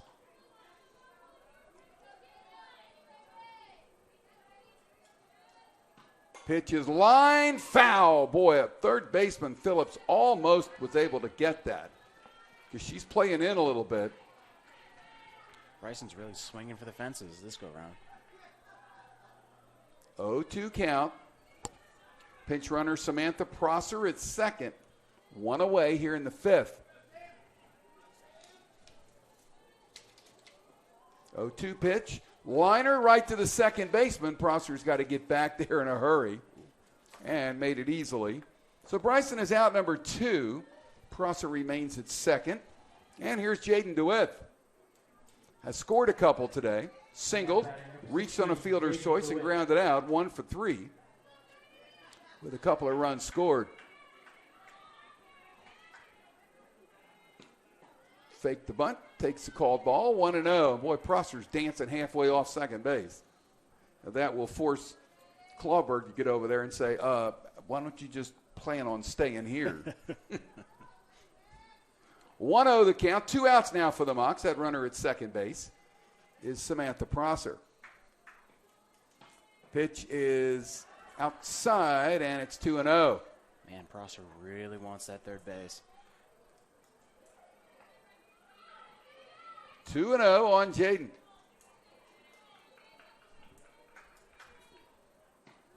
Fake the bunt, takes the strike. It's 2-1. And the center fielder Minor coming all the way in to cover second.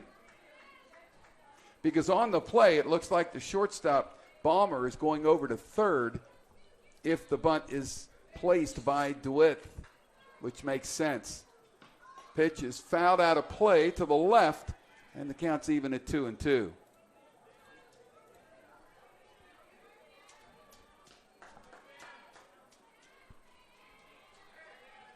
Two balls, 2 strikes on Jane DeWitt. Prosser at second, 2 away, bottom of the 5th. Mocs trying to add to their 6-2 lead. Fly ball down the line and left. It's foul. And it was actually over the head of Emily Prophet. If that thing had been fair, and with DeWitt's speed, you might have seen that potential for an inside the park home run. There you go. Count remains 2-2. And the pitch. Low, full count, 3-2.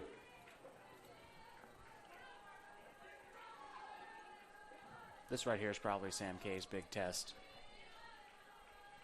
Needs to keep her club down 4 here. Can't afford to give up any more. There's a foul ball. Might have chased ball 4. Looked a little low. But the count remains full, 3-2. You always got to protect the plate. Yes, sir. If you think it's going to be a strike, you got to take a whack at it. So Kay ready for another payoff pitch here. And here it is. Ground ball, that gets to center field for a base hit. Good hit. And they're going to stop the pinch runner Prosser at third. DeWitt on with her second hit of the game and the 14th hit by the Mocs. So here is Megan Sexton. She has already driven in 3 today. Double RBI in the first and then a 2-run single in that 4-run third. She fanned in the 4th, so she is 2 for 3. Chance to really do some damage here.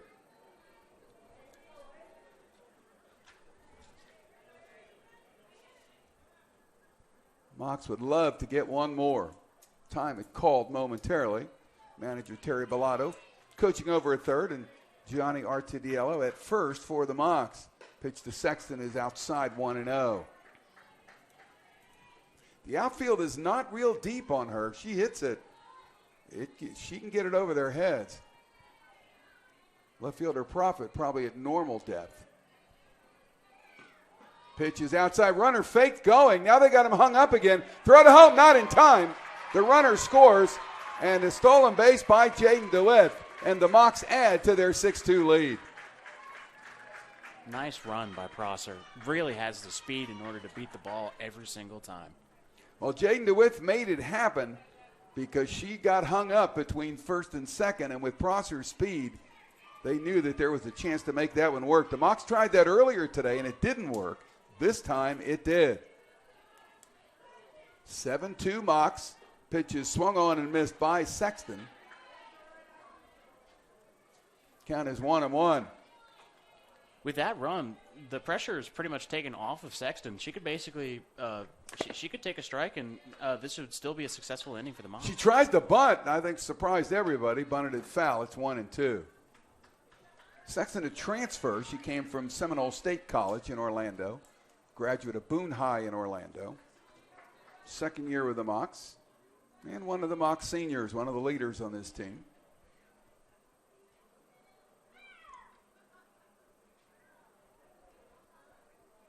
One ball, 2 strikes to count. Yeah, they wanted to check the count there. It is 1-2. So here we go.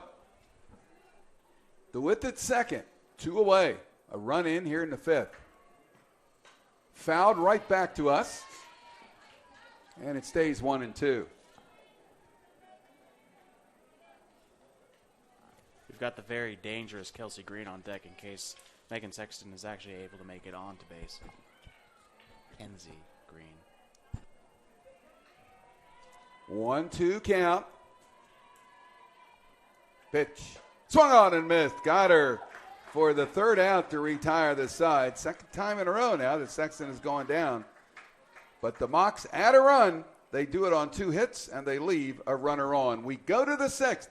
Florida Southern with a 5-run lead over the powerful Spartans from the University of Tampa here on the Sunshine State Conference Digital Network.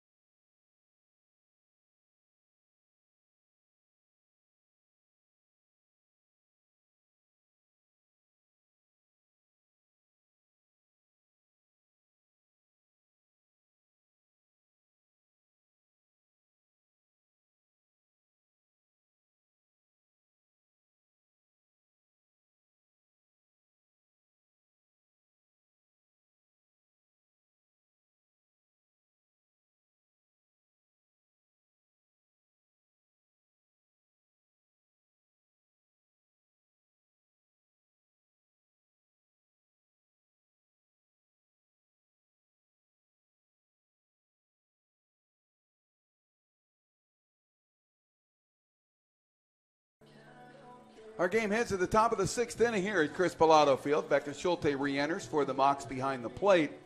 And her counterpart, Maddie Farrell, the catcher for the Spartans, will get it started here in the top of the 6th. Farrell has fanned and flied to left, 0 for 2. Jenna Weldon, beginning her 6th inning of work, has pitched really well.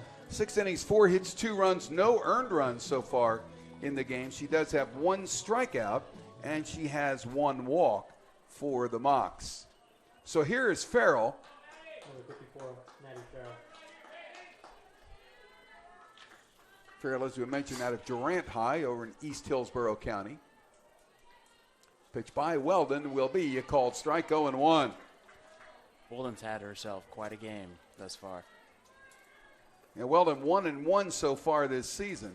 It's probably, though, her best pitching performance of the year. And that really helps the Mocs. They got a lot of games left.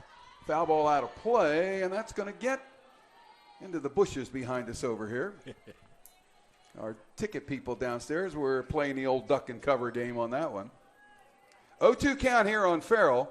Phillips and Chevalier to follow here in the 6th for the Spartans. Fly ball in the left center field. That's going to send Bryson back, and she'll make the catch. Great job by the freshman Jessica Bryson out there. She had to get into the alley and then turn just a little bit, but she made the play, 1 away. Yeah, you could say that this is probably one of the first games in quite a while that the Mocs have been able to combine both great defense yeah, there you go. And great offense. Yeah, you bet. Well, the defense has been pretty good all year, but the pitching and hitting have not come together. And so far today, they have in this one, no doubt about it. So here is Phillips. She got hit with a pitch in the 2nd and popped up to Connor in the 4th. She is 0 for 1 officially.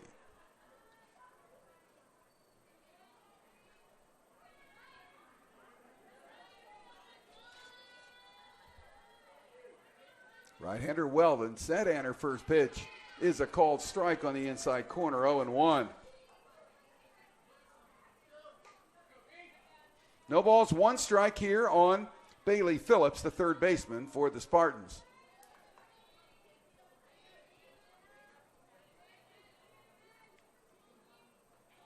Pitch by Weldon, line shot, left field, base hit. So Phillips is aboard with 1 out, hit number 5 in the game for the Spartans.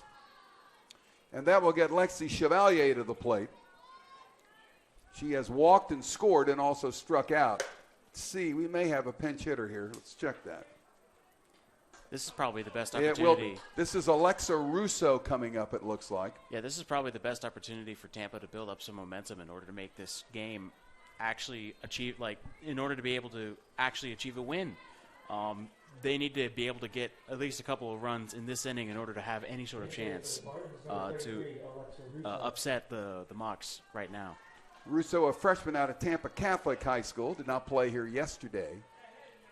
So she'll bat for Chevalier. First pitch by Weldon is fouled right back to us, 0-1.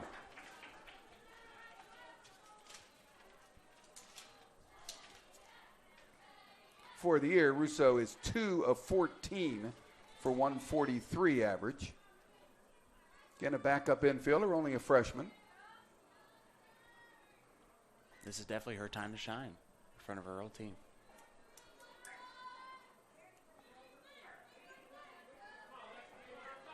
One away, a runner on.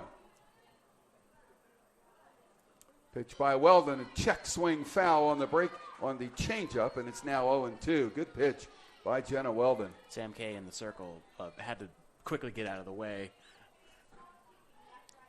Okay, the next scheduled batter here for the Spartans.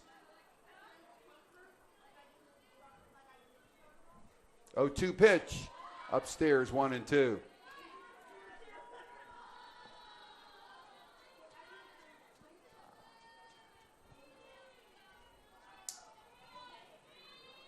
One ball, two strikes here on the pinch hitter, Alexa Russo. Pitch, it's called, strike three. Third strikeout in the game for Jenna Weldon. 2 away now for the Spartans. And her counterpart, Sam Kay, the pitcher for the Spartans, coming up.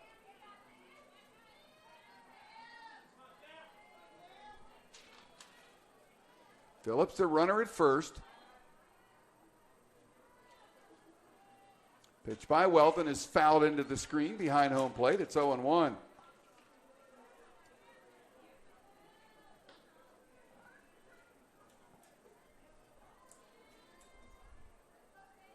No balls, one strike on Kay.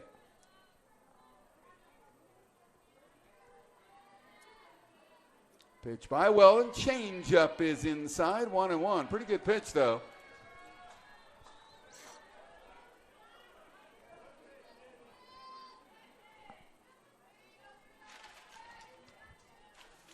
One count.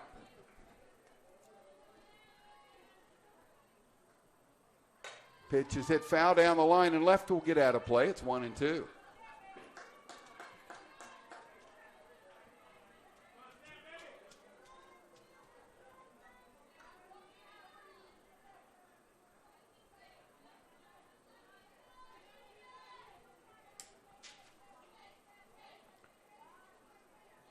Weldon on the rubber. Here's the 1-2. Fly ball left field. Bryson's going to have a beat on this one. She will grab it for the third out to retire this side. In the sixth, the Spartans get a hit, and they leave that runner aboard. We go to the home half of the sixth. Mocs lead it by 5 here on the Sunshine State Conference Digital Network.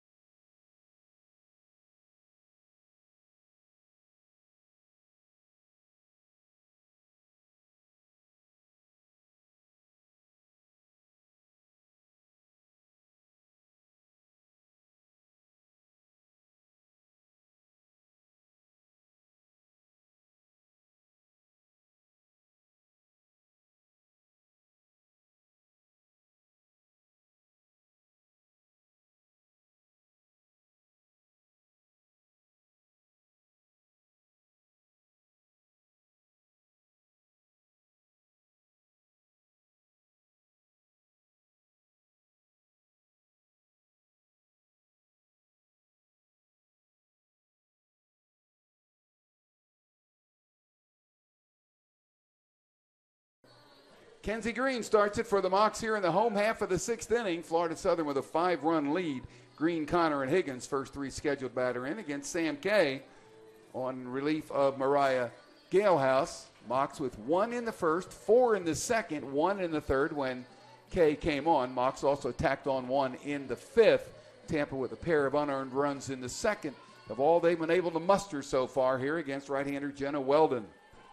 Green is singled, reached on an error, and grounded out. She is 1 for 3 and has driven in a run. Kenzie is the designated player in this game. I would imagine she'll be behind the plate in game 2. She and Becca Schulte usually switch off. Pitch is hit in a line into center field, but that will be right to Corinne Miner, 1 away. So here's Maddie Connor, got a base hit her last time up. Reached on a fielder's choice earlier and also fouled out to Maddie Farrell behind the plate. 1 for 3 for Maddie Connor. Pitch by Kay is a called strike, 0-1. Good fastball there from the Spartan left-hander. Sam Kay has come in and done a very admirable job for considering the circumstances that she inherited. The moccasin momentum is pretty much gone at this point. Pitch is low. It's 1-1. Kay, one of the seniors here for the Spartans. 1 ball, 1 strike to count here on Maddie Connor. Good changeup, called strike. 1 ball, 2 strikes here on the Mocs first baseman.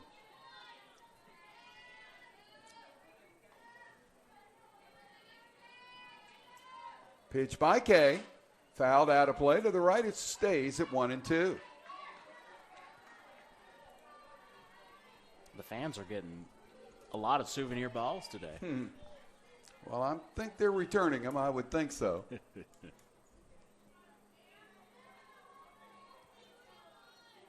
1-2 count on Connor.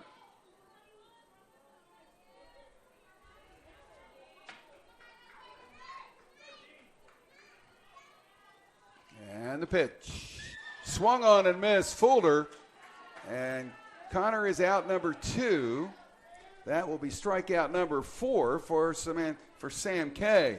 So 2 away, and that'll get Celia Higgins at the plate. All this young lady has done is singled twice, scored twice, walked, and made a great play down the line in right field on a foul ball. That's it?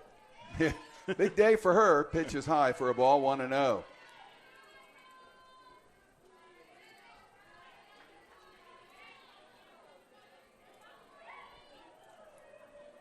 Left-handed batter, ready to go. 1-0 pitch, high fly ball left field. Should be playable. For profit, it will be, and that will be the 3rd out to retire the side. So the Mocs go out quickly in order here in the bottom of the 6th. We go to the 7th, last chance for the visiting Spartans. Mocs lead it by 5 here on the Sunshine State Conference Digital Network.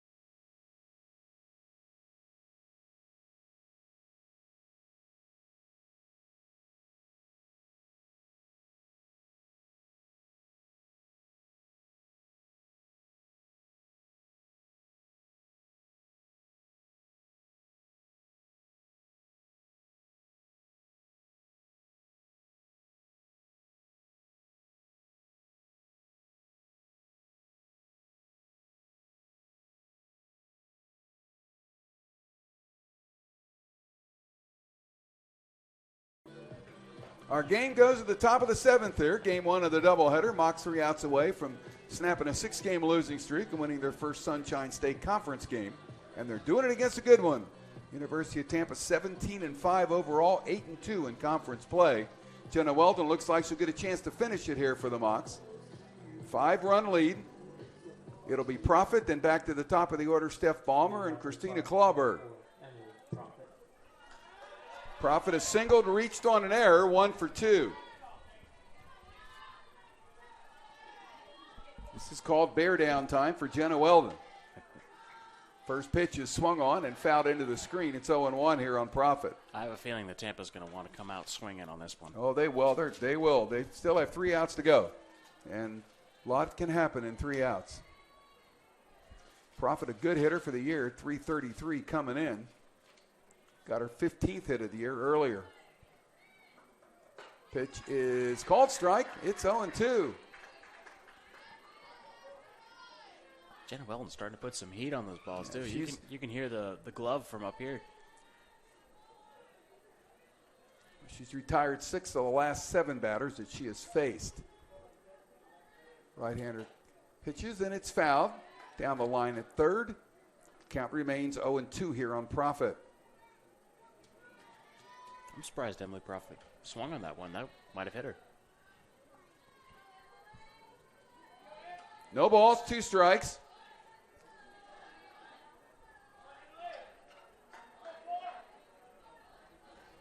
Big deep breath by Weldon. And the pitch fouled again, out of play to the right. Into the bushes. And into the bushes again. 2 strike count here on Profit.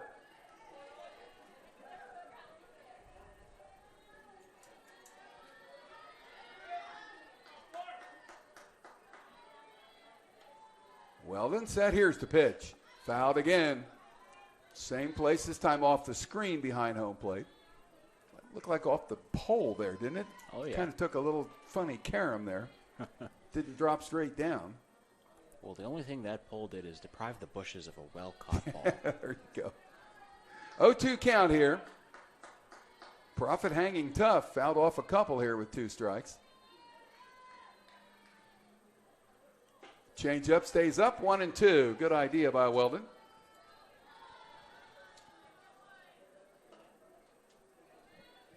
One ball and 2 strikes here on Emily Profit. Mox trying to close out game 1. Pitch is high, 2-2.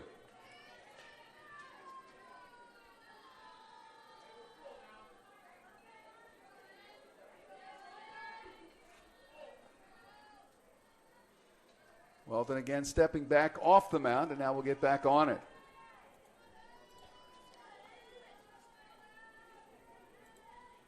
2-2 pitches swung on and foul tick. Schulte unable to hang on at home plate. So the count stays even at 2-2.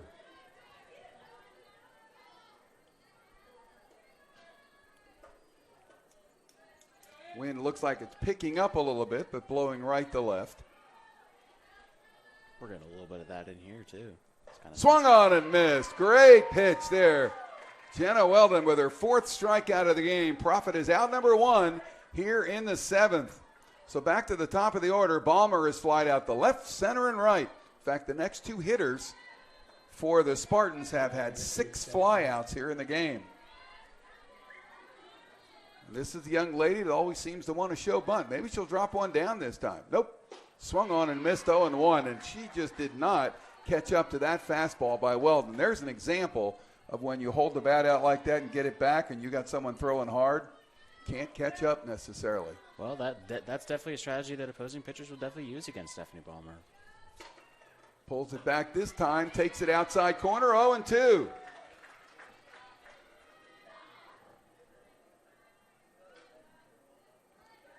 No balls, 2 strikes to count. Not showing bunt this time. Or now she is. Pitch will be hit high in the air to left field. Bryson's going to come over near the foul line in foul territory, makes the catch. And the Spartans are down to their final out, and the Mocs are 1 out away from their first Sunshine State Conference win. Well, now Balmer has flown out left, center, and right field, and in foul territory. Pretty much everywhere you can. Pretty much. Well, here's Clawberg. She's flied out twice to left and once to center. First pitch is high for a ball, 1-0. Number 3, Christina Clawberg. 2 outs, no one on. Game in the top of the 7th, game 1 of 2.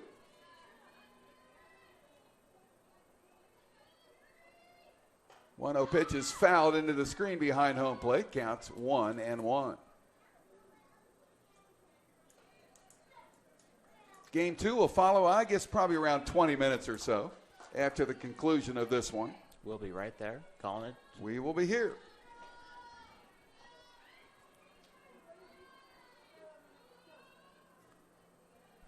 Jenna Weldon fires, swung on and missed, 1-2. Spartans down to their final strike.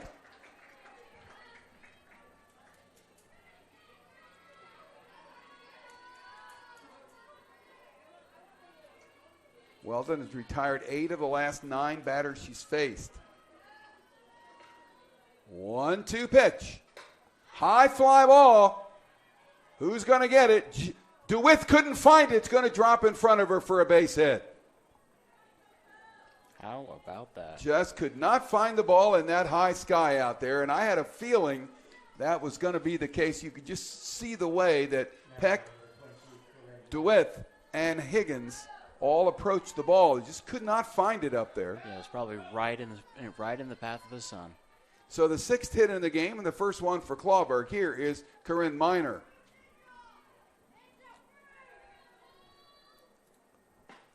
Pitch a called strike, 0-1. Man, that came in hot. She can throw, and she's feeling it right now. If anything, Jay Weldon's pitching has improved as the game has gone on. Got a little stronger, you're right. 0-1 pitch, high fly ball in the center. That's going to drive to with back. See if she can find this one. She does, and the Mocs will win Game 1 of the doubleheader, snap a 6-game losing streak, and will win for the first time in Sunshine State Conference play.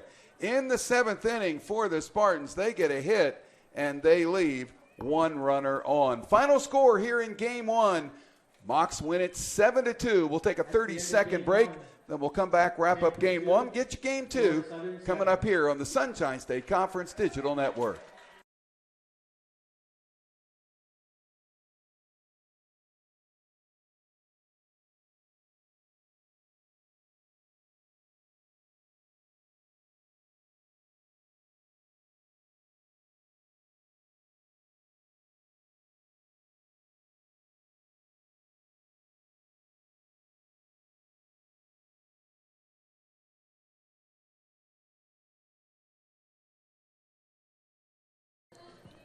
Welcome back to Chris Bellotto Field. Win number 1,334 for Chris Bellotto as the Mocs win it by a 7-2 count. You can see some of the numbers there. Big number there, though, Lawton. 14 base hits for the Mocs, and we've talked almost all season that when the hitting and the pitching come together, you win games, and that's what happened today. Yeah, the Mocs built up quite a bit of momentum. They actually finished with a team overall hitting of 438. That is incredible. Yeah, for a great team average. average. Hitting. You better believe it. And how about Jenna Weldon? She gives up 6 base hits, goes the route to win her second game in 3 tries this season. Both runs that were scored against her were unearned. She also had 4 strikeouts and only 1 walk in the game. She pitched an outstanding game for the Mocs, just as Kristen Beecham did last night. Pitched a really good game, but the Mocs got the hits when they needed it. Let's take a look at some of the hitters today for Florida Southern. Bryson with a single and an RBI. DeWitt with 2 singles. Sexton with a double, single, and 3 runs batted in. Kenzie Green an RBI single. Maddie Connor with a base hit. Celia Higgins with 2 hits and a walk, 2 runs scored. Kelsey Peck with 2 singles. Becca Schulte with a single and a run scored by Samantha Prosser, and 2 singles and a run scored and an RBI by Alex Mace. Every batter in the Mocs order got at least 1 hit. Well, when you do that, you win games. There you go. And when you manage to score with a significant number of RBI, 6 out of 7 were runs batted in. That tells you that the hitting is pretty much extraordinary for a normal game. The Mocs just basically took the game straight to the Spartans and ensured that they would not repeat the performance of last night. Well, the final score 7-2. We're going to go ahead and step aside for our between-game break. The Mocs, we expect that the second game will start around 3:20 here Eastern Time this afternoon. We'll come on about 3 to 5 minutes early with some preview of that game too. But a great finish by the Mocs here in Game 1. They beat the Spartans by a score of 7-2. My thanks to Lawton, my producer and analyst here to my left. I'm Jim Henderson. We'll be back in around 25 minutes or so with Game 2. Let's see if the Mocs can get a doubleheader sweep here on the Sunshine State Conference.